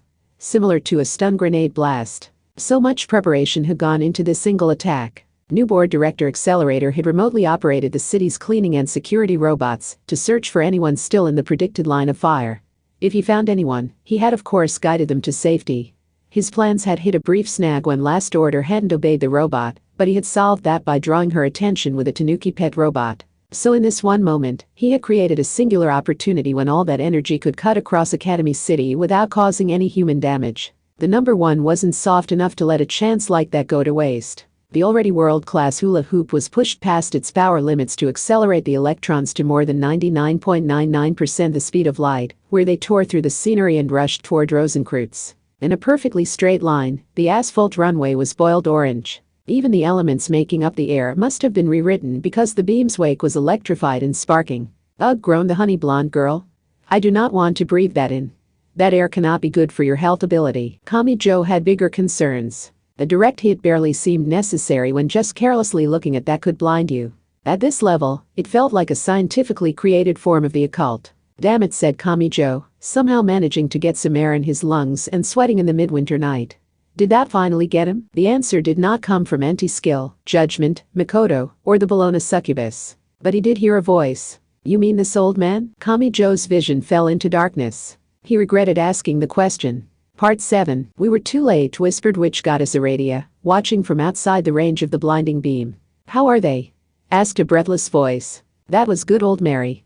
As the only person who could, albeit imperfectly, defend against Christian Rosenkreutz's attacks, a battlefield without her may have looked to her like an extra-large helping of suicide. Her own sacrifice was of secondary importance. She was a transcendent who, more than anything, hated ordinary people being harmed by special miracles. Joining them blindly would only eliminate what little chance we have left. I know that. Good old Mary forcibly steadied her breathing and continued. But holding cards in reserve is pointless if the people guarding the second defense line are slaughtered in the meantime. Mama doesn't even need to use her sacrificial defense. My very presence on the battlefield will force Rosenkreutz to be cautious, thus restricting his actions. Running away apparently wasn't even an option as far as she was concerned. Not that Aradia was one to talk there. They got to work. Part 8. The result was in. All that effort had amounted to nothing. Shirai Kuroko and the glasses girl from Judgment were speechless. They had destroyed the barricades themselves. Flat District 23 was the only place in Academy City where the horizon was visible. There was nowhere to hide, and thoughtless running would only expose their backs to this nemesis. In real war, retreating from a disadvantageous position was the most difficult thing. Oh, Christian Rosenkreutz made a quiet noise. Past his outstretched palm, his spell failed to hit Kamijo's head and tore harmlessly into the air next to it. Kamijo Toma had not moved. Then why had CRC missed? He sounded amused. Did you rotate the ground itself? The same way an illusionist causes large objects to disappear. You have unexpectedly worldly tastes, Rosenkreutz. Since she had set this up, she knew she couldn't remain hidden. The witch goddess slowly walked over and positioned herself to guard Kamijo Toma. Did you think a witch who lives with nature can't manipulate asphalt? Nonsense. We can manipulate soil and minerals as easily as trees and flowers. Process and harm them as much as you like. A single touch of a witch's finger is enough for them to respond. The 100-meter circle of the melted asphalt underfoot had rotated. Just like a grand illusion where an idling passenger plane vanished before an audience's eyes. Rosenkreutz's shoulders shook with laughter. Did you think the secret talent of yours would continue to serve you? Of course not. It only had to work once, Bataradia. The point wasn't for your deadly attack to miss Kamijo Toma. You didn't bother checking what the attack hit, did you? Christian Rosenkreutz briefly paused. It took him less than 3 seconds to realize something. I see. He looked up. A tremor ran through the ground like a kaiju stomping across the city. The towering monster looked like a stadium-sized container supported by a trio of pylon-sized legs. That was the Tribicos. Good old Mary's experimental tool was said to contain an entire universe inside, and thus carried the possibility of producing anything. That ultimate container could produce non-existent forms of death and destruction as simple playthings. Christian Rosenkreutz's mind loosely holding something like a brandy glass. But his hand remained empty. The paternal cross and the maternal flower are a little too convenient, so people have a tendency to rely too much on the red secret art and cease to work at coming up with their own plans. His corpse had remained unchanged for 120 years. He had created a perfect miniature world where he could reach any answer by recreating the past, present, and future. That sage among sages had produced the secret art that could heal the entire world, which meant he was exceedingly similar to this experimental tool that had mastered the art of kitchen alchemy. The only real difference was that good old Mary kept the miracle sealed inside like it was Pandora's box, while CRC let it out in his strong desire to interfere with the larger world. Alternatively, this would mean good old Mary's Tribicos was so powerful that she feared what would happen if the red secret art were released from it. One rule applies to the entire world, whispered good old Mary. When one person attacks, another takes revenge. This rule applies even to that which slumbers in the secret territories. Be destroyed by the divine punishment triggered by your own decision as per the law of action and reaction, CRC. Part 9. The sticky sound enveloped the world. What was it? Cracks raced across the stadium like Tribicos, and it shattered just before filthy gray bubbles burst from within. But these bubbles did not have the cleansing feel of detergent or soap. These were small, hideous bubbles, reminiscent of human torment and death. They engulfed Rosenkreutz like a deluge. The bubbles lost force and momentum before vanishing altogether. Were they supposed to be the foam coming from the mouth of someone who had drunk poison, or were they supposed to be fire extinguisher foam? No one wanted to see what happened if even one of those popping bubbles touched them. What this all meant was a mystery, but doing that had to be as suicidal as a slug fascinated by salt. Eek! The honey blonde girl paled. It was written plain on her face that being swallowed up by those bubbles was the very last thing she wanted to do. And, we need to run away was good old Mary's immediate decision. She was not short-sighted enough to determine her strategy based on a momentary advantage. It is miraculous enough to have bought 600 seconds against CRC. If you do not escape through the sea I have parted, none of you will survive. Hey, if you could do all this, said Kamijo, still in a daze. CRC's world model is more accurate than mine, which creates a discrepancy between the two. I caught him off guard here, but he will break through as soon as he manages to calm down and respond. Then we will be caught by an even greater calamity. Something like a sandstorm obstructed the view. The sand was yellow. That was the color of defeat. Was time already up? Was the second defense line in District 23 about to be buried in citronitas just like District 12 had been? The Transcendents working together could only stop one of Rosenkreutz's attacks, but not repel him? If we run from here, are we supposed to go to the third defense line? And if District 18 falls, we'll be back in District 7, where that hospital is. We can only fall back one more time. Kamijo's thoughts were interrupted by a voice coming from the mountain of bubbles even more horrific than the foam spilling from the corner of a human mouth. Something flashed. More of the same?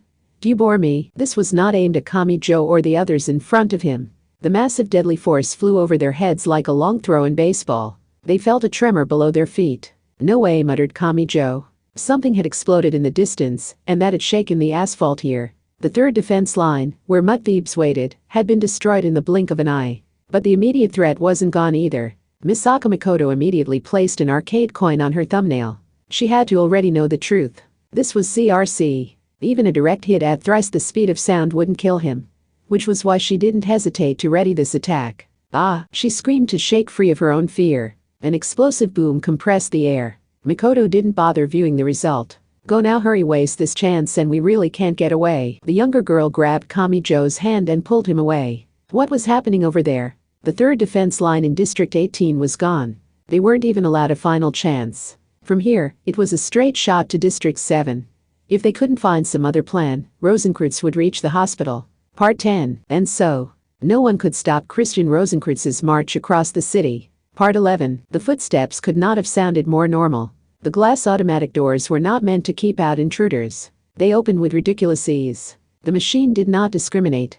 It welcomed Christian Rosenkreutz inside with no thought to the severity of the situation. Now, where did they put the transcendent who was sent here? Was her name Anna Sprengel? He said offhand. Was that the extent of his thoughts about her? Despite being the inheritor of the Rosicrucian cabal he had started, she was not special to him. She was no more than one of the many transcendents another life to kill in the game he had defined. Hello, you there? CRC called out to a nurse. Even though he could have read the residual thoughts easily enough if he wanted to, he was clearly enjoying this. Is ICU the right term?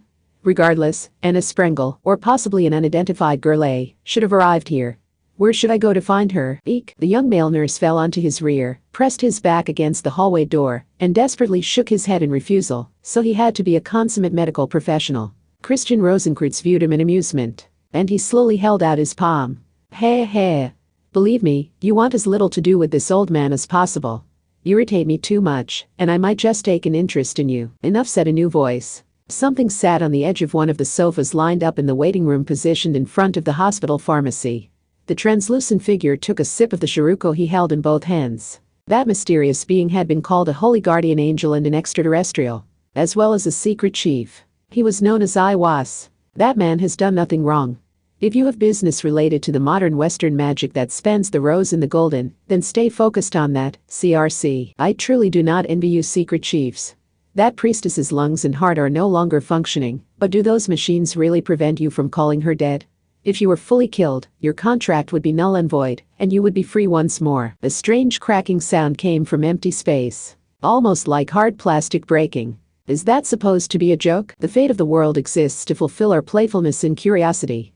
A boring world where the jokers cannot joke would only sink into darkness. You claim to have despaired of the world, and now choose destruction purely to satisfy your passions, without forcing the blame onto anyone else, CRC, but you are surprisingly unobservant.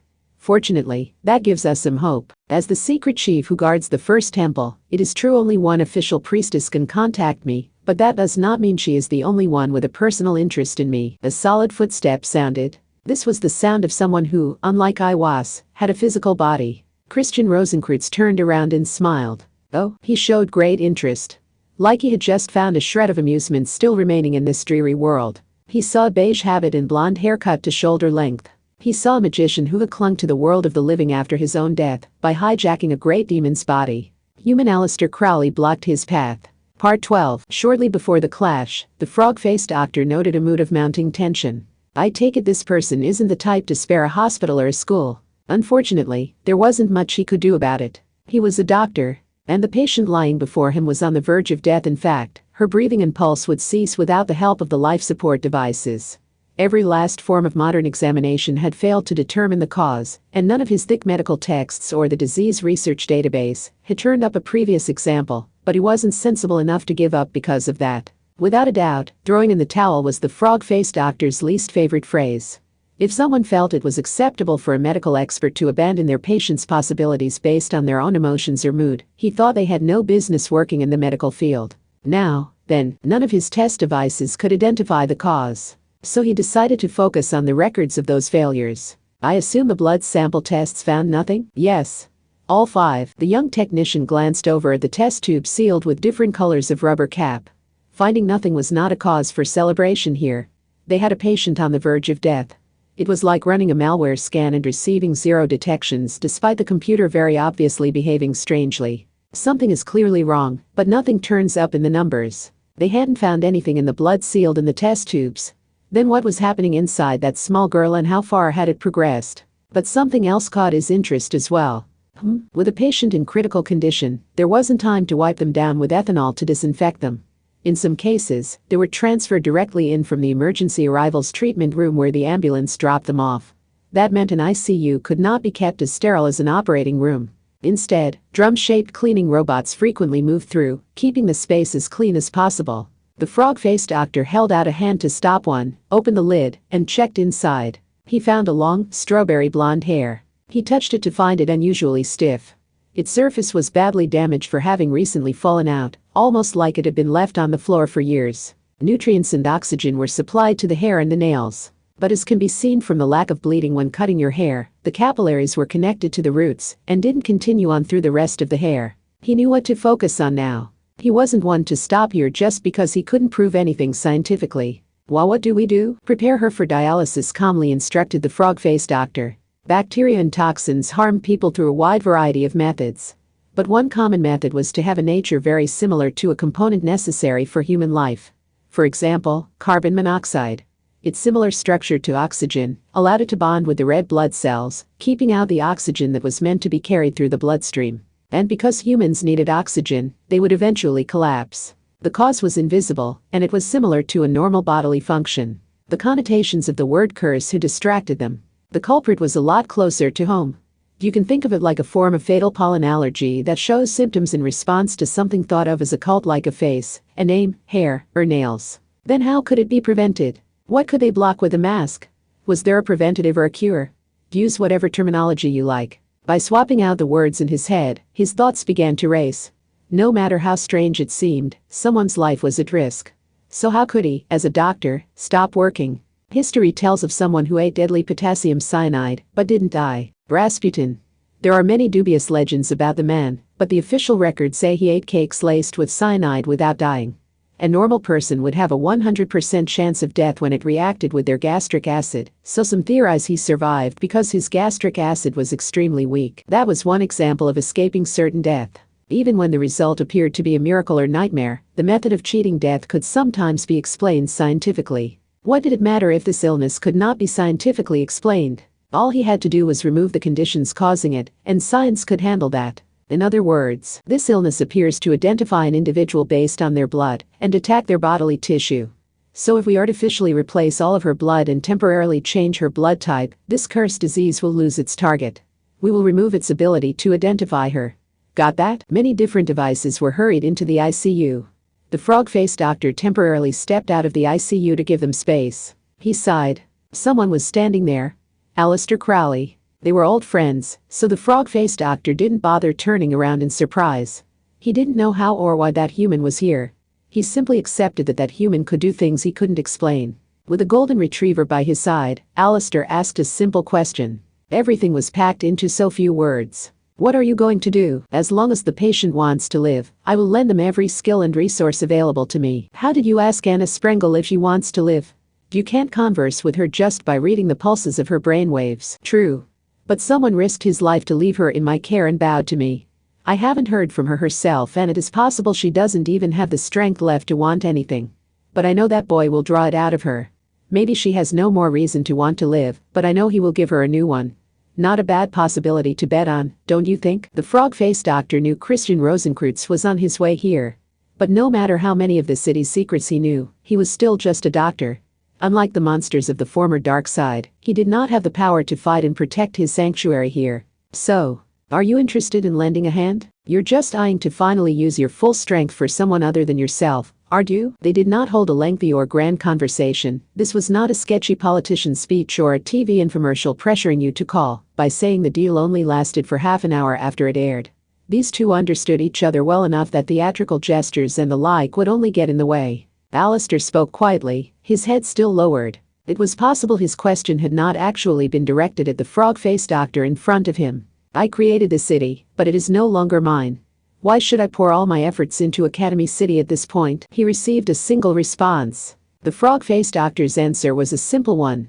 As old friends, he knew exactly what words would stab him deepest. How about because it would make him happy? Part 13. And so, two magicians stood face to face. After failing to work up the courage to fight or even to run away, the human was finally crossing the start line. And once he made up his mind, the rest happened quick. History proved how effective he was at taking action. Alistair, stay back. And don't let anything that happens here surprise you. That was the extent of the human and golden retriever's conversation. Space itself vibrated. Christian Rosenkreutz looked to the space around him instead of at Alistair. Everything looked the same. Did you shift the phase? Asked CRC, amused. Is that so surprising? Even Mathers and his lot played with the phases. They would use astral projection to spy on other phases or extract power from those other phases and give them temporary mass. It all created so many unnecessary sparks, and innocent people had to pay the price. This was already another world. The golden retriever standing by his side was eternally cut off from him. Now two magicians this powerful could directly clash without any fear of the hospital collapsing or the working doctors and immobilized patients coming to harm. I am the fool who attempted to suppress the creation of sparks by creating a new mythology as cushioning between the many phases. Unfortunately, it didn't work because the Christian Church wanted to protect their monopoly on the concept of God and sent their billions of followers against me. But since the theory itself was sound, I can at least spirit someone away. The stage had been set. Alistair and Rosenkreutz both took a step forward. Space was compressed and light was distorted. Christian Rosenkreutz held an old lamp made of glass. It contained a collection of energy said to be an inextinguishable light. Releasing only the smallest amount from the glass case, transformed the gentle glow into a crimson serpent, consuming all the oxygen in the air. Alistair responded with two simple words. Great demon, ki-hee-hee. Dee-hee-hee-hee-hee. He ha ha ha ha ha ha ha ha ha ha ha ha ha ha ha ha ha ha. The red was twisted and bent. It crashed into an invisible wall in front of Alistair and melted the concrete wall to the side. The human did not bat an eye. The initial clue had come from Kingsford. He knew how to control it. Do not rely on your past legends, CRC. Your true colors are showing. Rosenkreutz sighed and tossed the eternal lamp over his shoulder like a child with a toy he had lost interest in. Bat-like wings flapped behind Alistair's back, and a deadly gale blew through the world. It swept through every nook and cranny, and everything it touched grew black and rotten. The wind itself was colorless. The floor, walls, and ceiling gradually blackened, peeled away, and pursued Rosenkreutz. At some point, a flask of powder had appeared in CRC's hand. No, it wasn't clear if it truly was there. His mimicry of holding it may have been so perfect it created the illusion. Either way, the silver young man popped off the lid with his thumb and scattered the red powder. The legendary Rosicrucian cabal had not been pursuing anything as trivial as eternal life. Revolution. The world at large really did change. The black color vanished. The air grew clean and full of negative ions, like deep in the forest. Control of this world repeatedly changed hands, like a tennis rally. It was a casual thing. A simple thing. If this were in the outside world, the entire city would have rotted apart and then been buried in verdant trees. I see. You are not fighting on your own, you are boosting yourself by borrowing the power of another. Is that the source of the false confidence allowing you to speak so arrogantly to this old man? Holy guardian angel, and you have more than one helper. But don't you feel ashamed? This does not mean you have conquered anything. You have only hid behind the backs of those stronger than you while you fling rocks at me from safety. What? You didn't know? Fine by me. Because that is what gives this conflict meaning. After a short pause, Christian Rosenkreutz moved his eyes to view his own fingertip. The pointer finger's nail had split, and it was bleeding. You claim to only need yourself, but you worked with your 7 disciples to build the house of the Holy Spirit, and you were placed in that special grave. So in the end, you were a magician who had to pay attention to symbols and colors with their origins in the land. Alistair didn't hesitate to explain this. Because it wasn't worth hiding. So all I had to do was transport you to another world. You don't have the land support anymore, CRC. You might as well be trying to use your phone's GPS map on Mars. The The rules change outside of the world you're used to. Christian Rosenkreutz nodded. He honestly accepted his opponent's claim. But he didn't stop there. But removing some of my functions does nothing at all to boost your strength, does it? Something exploded. Rosenkreutz had not moved a step. He only held his palm out. That was enough for something to go wrong inside Alistair's chest. A rusty flavor rose up his throat. He couldn't stop himself from coughing up red, and the female feet below the beige habit lifted from the floor. It happened too fast for human senses, and even for great demon and holy guardian angel senses to follow. Alistair bounced several times down the hospital waiting room, knocking over the sofas and making a racket of destructive noises. CRC looked at the back of his hand and his nail. Do you know what I did to you? This was not a cheap trick. The very foundation was different. Christian Rosenkreutz blew boredly on his fingertip. Masters of the Rose never uses a spell or magic circle as is. They extract whatever form of the mystical they acquire from the symbols hidden in the scene around them. The Rod of Asclepius, the Cross, the Hippocratic Oath hospitals are a treasure trove of miraculous symbols and elements. I doubt that's what you really did. Heh. Because true experts do not talk at length? Why should I follow the rules set forth by that dead girl Kingsford? The air was permeated by a flammability even more frightening than a dust explosion. But nothing more happened. Alistair lacked the strength to fight back even when someone else was being ridiculed. Something in the air changed. The shifted phase had returned to normal. Christian Rosenkreutz stood in an ordinary hospital waiting room in an ordinary space where the swing of an arm would destroy a pillar or wall and kill someone. Alistair was soaked with blood. He had been thrown across the waiting room, where he crashed through the sofas, rolled along the floor, and ended up seated with his back against a column. You fool. Just because you admire Kingsford's way of life is no reason to let yourself meet the same end as her. Hearing Kahara Nauken's voice told Alistair that his phase shift had been reverted. The human once known as the world's wickedest man smiled weakly, unable to even get up. CRC did not bother looking in his direction. Is that all the magicians of this era can do? But Alistair's face showed no sign of panic or frustration.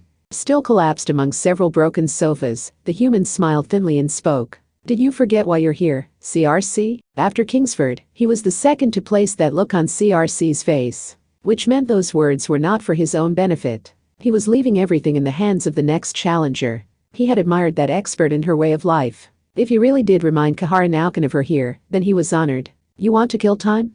You're going to slaughter all of the transcendents as punishment for reviving you into such a boring world? So he gave a snort of laughter. Bloody Alistair's eyes displayed obvious mockery. Viewing anything greater than himself with skepticism had always been that human's most defining trait.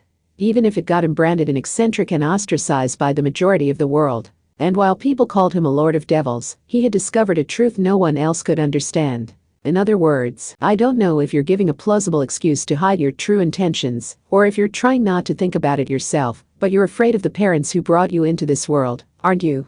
The bridge builders' cabal used a special method to revive you, so it's entirely possible they could rearrange the ceremony's process and symbols to instantly kill you again. You feared having your newfound freedom taken away, so you chose to attack your parents the instant you were reborn. You moved quick so you could catch those transcendents off guard. Magical astral projection existed as a single spell with two processes. One that separated the mind from the body and another that returned the mind to the body. So by rearranging the separation process, one could achieve the return process. Necromancy and doll-based curses worked much the same. Very little magic only worked in one direction. It was much the same as an explosives technician, placing as much emphasis on knowing how to cause explosions as on how to safely prevent them. In an extreme example, the Anglican Church had created a grimoire library as a countermeasure against any and all magicians. The means of defeating you already existed. It was there from the beginning, but you didn't want to be bound once more, so you started by eliminating that. You wanted to avoid being a world-saving bike courier who had to listen to everything the Transcendent said and save a great multitude of strangers at their behest. His surprise attack on Alicena Thurbable, the greatest threat, had successfully killed her, and the bridge builders' cabal had broken apart without her to hold it together. Aradia, the Bologna succubus, or any of the others, could never gather all of those transcendents in one place again. Exactly as CRC had hoped. Peel away the theatrical gestures and meaningless words, and that was all he was. Alistair could state it with such confidence because he always made sure to question the gods and charismatic leaders that the people of the world heaped so much unconditional praise on. I was never here to prove myself. My own survival isn't even part of my win condition. You set the rules yourself, remember? Simply put, this is a battle over whether or not we can protect Anna Sprengel. You mean, the human was calmly approaching the territory of a true expert. He had approached the very entrance of the stairway available only to magicians that led to being a powerful individual, while also respecting others and pouring all your efforts into helping someone else. The great goddess of wisdom had left this task with him. So the bloody human smiled and made his point. I win as long as the illusion slayer boy arrives in time. Part 14. And Kamijo Toma was frozen with fear. He had just taken the first step into the front entrance of the frog-faced doctor's hospital. He found himself in an alternate world of red and black. He had seen it all before. Everything around him was destroyed, someone he knew lay in a pool of blood, and only Christian Rosenkreutz stood tall and unconcerned. He expects a lot out of you, so what will you do? After all your losses, surely you do not think you can win this all on your own. Will you seek the help of your transcendent companions? Will you stand back and play at being their commander to wear this old man down?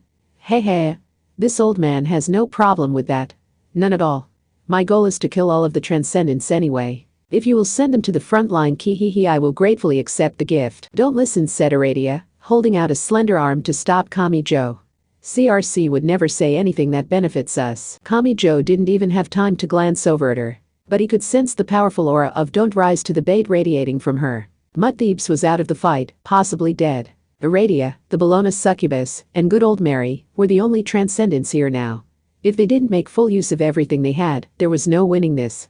In a way, Imagine Breaker was an even rarer trait than the Transcendence, so they couldn't afford to have it taken out here. He approached. Christian Rosenkreutz approached them from head-on. His fingers stroked through his silver beard. What, done already? No new options? No trump cards? No hopes that you will discover a power beyond all your known limits when backed into a corner while guarding someone behind you? This was not the action of someone fighting on the same level. It was a simple slaughter with a clear line drawn between predator and prey. In those extreme circumstances, everything Kamijo had seen flashed before his eyes. Was there no clue there? Had he left any stone unturned? He knew it was no use, but his instinct to never give up kept the gears of his mind fruitlessly turning. Alice Anna Thurberville and Anna Kingsford were dead. Anti-skill and judgment had accomplished nothing. The unmanned tanks with self-destruct drones and the mobile combat vehicles hadn't stood a chance. The massive gunship hadn't done any real damage. Index's knowledge as a Grimoire library and Athanas's tactics as a magic god weren't enough to keep up. Academy City's No. 3 railgun and No. 5 mental out hadn't worked either. The tungsten alloy bombing from satellite orbit and the particle accelerator cannon using the hula hoop hadn't stopped him. The Transcendent's biggest attacks, like the Bologna succubus's cold mistress and good old Mary's Tribicos, had failed to eliminate him. So had Alistair. Even though it was just this one man. Even though the monster named Christian Rosenkreutz was only marching across the city on his own. Run away, regroup, try again. That was the most Kamijo's group had managed. They had lost all 3 defense lines, and now the battle had moved inside the hospital in District 7. There was no more room to fall back. They were right next to the ICU where Anna Sprengel was clinging to life thanks to all the medical equipment. If the silver young man set foot inside there, it was all over. But, even so, the boy realized something while viewing this nightmarish result. Had he really, truly given this his all? It was true this was on a larger scale than normal. If he clenched his right fist and rushed into the storm of bullets and bombs on the battlefield, he wouldn't be of any help and might even get shot in the back by friendly fire. Wielding the power to destroy illusions would do no good here. However, what can I do? He pondered that. Driven to the very edge, Kamijo Toma truly thought about it this time. Could he really accept this? Could he step out of CRC's way and give up on Anna Sprengel because he couldn't win this? They weren't doing it because he had bowed his head or because they were only defending themselves. Anna was a villain, but those people had still stood back up because they could believe in her future. Was he going to stand here and watch them be slaughtered because he was out of cards and couldn't stop CRC? Kamijo sensed something deep in his chest. It was his pulse. He couldn't do that. Like hell he could. So he had to lay the unfair methods out on the table too. He had to look at the options he wasn't supposed to use. If he hadn't done that, then he hadn't really given this his all. He had only been watching. He hadn't reached out his hand, so he didn't know what cards were left in his deck. That wasn't good enough. Kamijo, the one who had wanted to fight all alone for Anna, had strayed the furthest from that goal. He couldn't let it end that way. No matter what. That's right. He had to struggle. Struggle harder. There is one more thing. He wanted to save Anna Sprengel. He wanted to prevent innocent people from being killed along with her. The only way of making those things happen was to defeat Christian Rosenkreutz here. He knew that. He didn't see any errors in those premises. But what exactly could he do? What had he himself done up to this point? He had the power to destroy any and all illusions. But that was all his power could do. He could do nothing against a harsh reality. Could he really accept that? Wasn't he still holding one option in reserve? Kamijo Toma knew that this world was really and truly cruel, and that people would die if a bad situation was left unfixed. Alice Anatherbabal's merciless death was proof enough of that. So many people would die if things continued like this. Agami Pierce, who knew nothing of what was happening. The frog-faced doctor who was working to save the unconscious wicked woman. Human Alistair who had fought with all his might for nothing in return. And Anna Sprengel who could no longer move her own lungs and heart. So, Misaka, Kamijo grabbed his phone and spoke into it. Witch Goddess Aradia looked up in sudden realization. Stop, Kamijo Toma. You mustn't do that. Fire on this GPS signal. Fire through the window to the left of the first floor's front entrance. Do that and we can defeat Rosenkreutz. He got exactly what he wanted. Outside the hospital's walls, Misaka Makoto likely had no idea what was going on in there. But Aradia saw it all. She saw the beam, heard the boom, felt the shockwave. It blasted straight through the wall, and it struck its intended target. Everything played out as Kamijo had wanted. The color red splattered out. Kamijo Toma's right arm was torn off at the shoulder and flew through the air. Christian Rosenkreutz raised his palm and turned his gaze toward the arm to obliterate it. A little thing like Imagine Breaker could never fully defend against his attack. In fact, its presence had limited Kamijo's options. So, Kamijo clenched his teeth and squeezed his eyes shut. And he used his own willpower to force them back open. At the same time, something shot from his right shoulder with a dull thud. The translucent mass was very obviously something other than blood. After grasping the concept of up and down, it audibly took shape. It became a great malign with ferocious fangs. Fine, in other words, a dragon. Kamijo heard a voice from somewhere. It came from inside his own head. Another voice spoke clearly. I was just about fed up with him myself. No more holding back. If you didn't do it, I was about to come out on my own. The boy spoke softly, the whites of his eyes dyed red from burst capillaries. He sounded like he was casting a curse on someone. I only needed that right hand gone. Part 15. He had summoned it himself. Just once in his life, he chose to cheat. In that instant, the ordinary high school boy ceased to be a mere level 0. Between the lines 3, Nuremberg, Bavaria, Germany. Mistress, can't we stop for lunch? It's well past noon, and how do you plan a trip to Germany without including a chance to eat a hamburger of Frankfurt? What do you think we are here to do? And are you planning to tear up a map and eat it? Here, Lilith, your bottle. Dion Fortune complained about her empty stomach, but Mina Mathers only gave her an icy look while soothing the baby in the baby carrier. The Black Cat Witch was here to track down Anna Sprengel's footprints, but she had known the answer before the investigation even began. If you look at the accepted knowledge in modern Western magic, the answer is obvious. Miss Sprengel was a non-existent magician. At the time of the Golden Cabal's founding, Westcott wanted to give the new Cabal greater history and legitimacy, so he invented the fictional magician, so he could create the legend of receiving permission from a secret Cabal. It was all a one-man show put on through the medium of letters, and when they searched Europe in the usual way, they never could find the first temple, right? Falcon and others wanted to see the secret chief so bad they threw money around to wander all across Europe, before finally traveling as far as New Zealand. Why do men love endless adventures so much? Not that I like the idea of giving up before even attempting a search, and concluding the legendary First Temple doesn't physically exist, and only existed in the hearts of everyone involved in the Golden Cabal. It's just like how it's far easier to write off paranormal phenomena as neurological or psychological illusions than to try to prove them as something physical. Just goes to show that people have always fallen back on the same excuses when presented with a challenging problem. But at the time, most members thought there was no point in searching out the physical address, when they could simply astral project themselves to another phase and receive messages from the secret chiefs and their priestess there.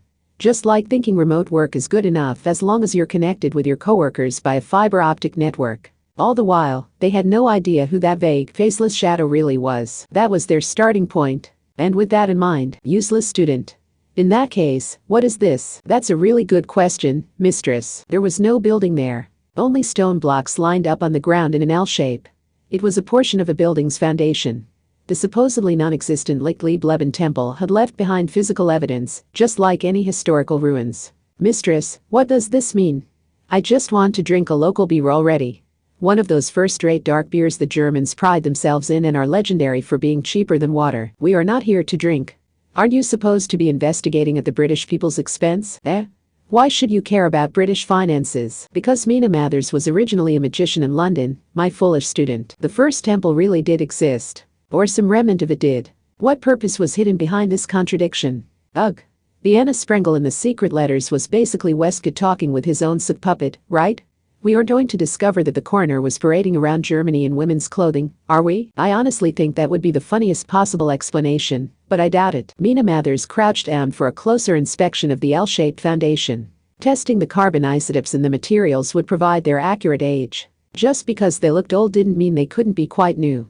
And there were things that only showed up in a very detailed deception. Most likely, there was a magician called Anna who specialized in Rosicrucian magic. Anna isn't exactly a rare name, after all. What? But if she was using a fake name, surely she could have come up with something better than Anna. You would think that, wouldn't you, Dion Fortune? Or should I say, cough, cough. How about we stay on topic, mistress? There's no reason to bring that up. Violet Firth. It seems like a perfectly cute name to me. Why would you go ahead and say my real name when I made it so obvious I didn't want you to? The girl who normally went by her super cool screen name was blushing, tearful, and upset. She must not have liked her name for some reason. But ultimately, this may not have been a rare occurrence in the world of magicians, where powerful individuals determine their own value. If you worried too much what others would think of you and tried to correct yourself to their liking, you would never excel as a magician. If you want to go there, my husband was basically unemployed and claimed to be Scottish nobility. He got so obsessed with it he named his own bloodline and invented all sorts of other details to go along with it. He was living proof that if you have the passion, you can continue your teenage cringe well into adulthood. Sigh, mistress, that was a heavy sigh. Is something wrong? Oh, I was just thinking how tiring it is to be the only sensible person around, mercilessly delivering kitty claw attacks the instant you lose your temper. Is your idea of sensible? I do not punch and I do not use the kitchen knives.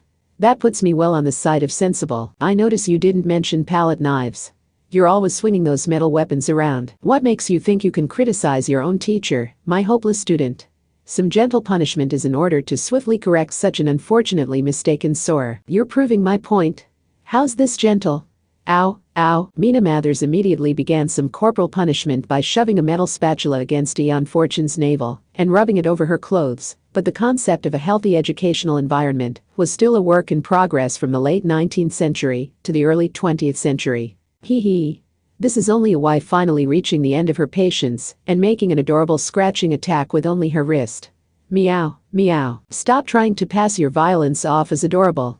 I was the primary victim and my back looked like a tiger had clawed it. Big cats are not the same as house cats. Dear student nearly died. According to the teacher, nonsensible student's testimony was thrown out. Before scraping off a sample, Mina Mathers made an accurate sketch rather than snapping a photo with her phone. All while she soothed Lilith in the baby carrier. But if we don't know what this Anna is, that means she is not a major magician. And not many people would have listened to what a no-name magician said. Even if this mystery Anna had proper Rosicrucian knowledge, she wouldn't have had a way to pass it on. That would explain why everyone looked down on her, decided to do things their own way, took shortcuts, and skipped pages in the thick grimoires. What happened afterwards went without saying. What would happen if someone got bored after the first few pages of reading a flight manual more than 8 centimeters thick, shut the book, and climbed into the cockpit? It didn't take much thought to imagine the tragedy that would unfold. The Rosicrucian cabal was also known as the Unseen University. All that knowledge was lined up in the way calculated to best foster learning, so you could not just cherry-pick which parts interested you. But the hobbyists had grabbed only the most impactful and exciting terms and started using the magic without knowing what the incantations and symbols would actually do. They didn't want to study, but they did want a degree and an academic history. The desire was understandable, but granting it would not make anyone happy. In some cases, it could even put lives at risk. She must have despaired, both at the ignorant masses who refused to learn things in the proper order and at herself for being too unimportant to guide them properly. The accuracy of her knowledge was not the issue. No one trusted in her enough to think what she was saying was accurate. So they looked down on her, so they failed spectacularly, so they suffered meaningless deaths and mental destruction. Again and again. When none of it would have happened if they had just listened. And she wanted a name for herself. The problem wasn't her foolish students. Her own lack of fame had ultimately led to all the deaths and destroyed minds. If she were only someone important, she thought she could correctly guide the students who arrived in search of wisdom. At the same time in England, Westcott wanted a fictional legend behind the creation of the Golden Cabal, so he began his fake exchange of letters. It must have come as a shock to him when he sent a letter to an arbitrary address to help create his fictional persona, and then received a real reply from someone claiming to be Anna Sprengel. Yeah, that'd scare you, to say the least.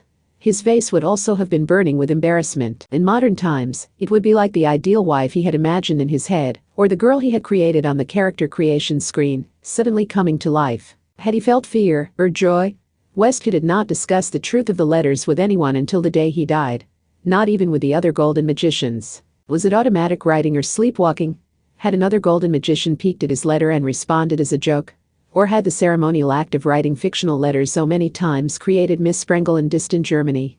As a magician and a coroner, he must have come up with several possible explanations. Yeah, it was smart of him not to go to the church to confess or go running to a mental hospital. Confessing involvement in magic to an Anglican priest would never end well, and you can guess the quality of 19th century mental health care. He was one of the few sensible members of the eccentric Golden Cabal. He cared about keeping up appearances. If he had confided with anyone, the talk of magic cabals and writing letters to himself would have made them think the man had never left his teenage fantasies behind. That explained why the foundation of the first temple remained in Nuremberg. Miss Sprengel was a role Anna had borrowed to put real weight behind her name. Traveling all the way to Nuremberg and fabricating these ruins would have been a simple enough task to that end. She had created a surprise for any golden magician who might travel all the way from England to southern Germany to check. Dion Fortune sounded disgusted by it all. So you're suggesting Anna read through Westcott's letters and then altered a part of Nuremberg just to match his fictional story? That seems like a lot. She must have wanted to be thorough. Westcott, Mathers, and the others believed in and respected this Miss Sprengel who appeared out of nowhere. But for Anna, the rise of the world's largest cabal in London was no more than advertisement for her as a magician, said to have played a role in its founding. The end of the 19th century was before World War I, so the center of the world at the time was the UK, not America. London would have been the best possible location for that kind of advertisement. However, this puzzle had proved too difficult, and the golden magicians who traveled Europe to meet the secret chiefs and their priestess never did find the trick set up in Nuremberg. Miss Sprengel was a complete lie, whispered Mina Mathers. No matter what they found, that remained unchanged. Even if she was named Anna, she was no more than a half-baked magician who could never hope to defeat Kingsford. But it is true she worried over her problems and poured her heart and soul into preserving and expanding the Rosicrucian Cabal. And ultimately, that led to the creation of the Golden Cabal in distant England. Most likely, Kingsford recognized Miss Sprengel as a true magician who had accomplished something she could not. No matter how it might have happened, Anna Kingsford was real. Anna Sprengel was also real. With those two facts established, Black Cat Witch Mina Mathers muttered under her breath. Then who exactly is the Christian Rosencreutz both of those legendary women believed in and dedicated themselves to? Chapter 4. At the center, Duel and Struggle, CRC. Part 1. The hospital's first-floor hallway was a straight path to the ICU, where Anna Sprengel slept. Heh. The red-clad silver young man's shoulders shook with laughter. He mocked the foolishness of Kami Joe Toma, whose shoulder was gushing blood where his arm should be. I wondered what trump card you would rely on in the end, but all you did was break the glass container? That one normally sleeps within his coffin, but he naturally awakens when he locates the disease plaguing this world and returns to his coffin once he is no longer needed. Producing the world-healing elixir is all well and good, but how long can you last like this? Given the rate of blood loss, I would guess 10 minutes at the mo. Kami Joe Toma wasn't listening. A single step covered all the necessary distance. He softly sent the translucent dragon emerging from his right shoulder toward CRC. It didn't feel like punching with a fist or biting and tearing with great jaws. It was probably a minuscule attack like a forehead flick. A massive compressed sound erupted a moment later. That was all it took to launch Rosencreutz several dozen meters down the hospital hallway. Oh, this result shouldn't have been possible. Misaka Makoto, the other number 5 girl, Academy City's next-gen weaponry, the transcendence of the Bridge Builders Cabal, the Grimoire Library, the Magic God, and even legendary magicians like Alistair and Kingsford had failed to achieve this. This was the very first clean hit against him. And it happened almost too easily. Oh, he bounced repeatedly, producing the sounds of physical destruction, the screams of muscle and bone, and the wet hacking of bloody coughs. But none of that explained CRC's trembling. He was looking down at his own left hand. Still seated on the floor, the silver young man viewed his own hand pressed against the floor, and he trembled. You made this old man touch the floor? This was a first. It hadn't been allowed to happen even once before now. He had always stood tall on the battlefield. His march across Academy City had continued unabated even during the satellite's heavy metal bombing and the hula hoop's large-scale particle accelerator cannon. With that in mind, just how much power had this small result required? This far surpassed human limits. The boy had chosen to cross that line because he had sworn he would save the greatest wicked woman who could only wait for death. Kamijo Toma provided no response. He did not speak up in triumph, and he kept his head lowered, hiding his expression. A change came over the boy's own shadow at his feet. It flickered, unnaturally, like a dying fluorescent light. What did this power cost him? It was like the boy, who supposedly had a physical body, was shifting into the realm of shapeless and weightless illusion. He took another step. That was enough for the world to distort and strain. The space around him definitely sank. If he had stepped with greater purpose, it might have triggered an inwards gravitational collapse in that space, creating an irreparable hole. The wordless action conveyed a single purpose. Kamijo Toma was stepping forward to approach CRC once more. This wasn't over. He wouldn't let it end with just the one attack. He would tear CRC apart, chew him up, and fully eliminate him from the world. He would save the people he considered important, even if it meant staining his hand with blood. He had made the decision. I see. Rosenkreutz did not speak at length here. When taken to their absolute limit, formulas became beautifully simple. Just like E equals MC squared, CRC's conclusion was a concise one. Cracking sounds came from all across his body as he stood back up. He lifted his hips from the floor, placed a hand on the wall, and allowed himself all the unsightly actions it required. I admit it. You have convinced this old man. This world is a fascinating place, eh? Heh. I truly did not think it had anything left to satisfy my playfulness and eliminate my frustrations. Ah he. His eyes were directed straight at the dragon boy. Drowning in his own passions, the holy man finally viewed that single boy as an enemy. Kamijo Toma and Christian Rosenkreutz. The clash between superhumans had begun.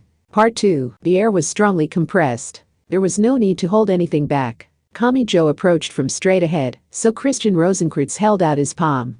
That was an invisible attack capable of destroying anything. That brutal spell was clearly magic, but not even Kamijo's imagined breaker could have stopped it, and it would have torn the arm off instead. The compression of the air passed a certain point, and it rumbled out like an explosion. But Kamijo did not speak a word. He instructed what lay beyond his non-existent right arm, and the invisible dragon moved slightly. That was enough to overturn all the assumptions. The dragon's maw and its razor-sharp teeth bit a black object, stopping it in its tracks. The object was a bit larger than a golf ball. A projectile? Muttered Aradia, her eyes widened in shock as she watched from the sidelines. This was the identity of the extremely powerful magic that supposedly made defense impossible. There was no mystery or miracle there. In fact, if a projectile was given a lethal amount of destructive force, it would naturally be moving too quickly to see with the naked eye. That unchangeable rule remained the same even when magic had influenced the logic. It was only a common parlor trick. Kamijo did not bother with mockery.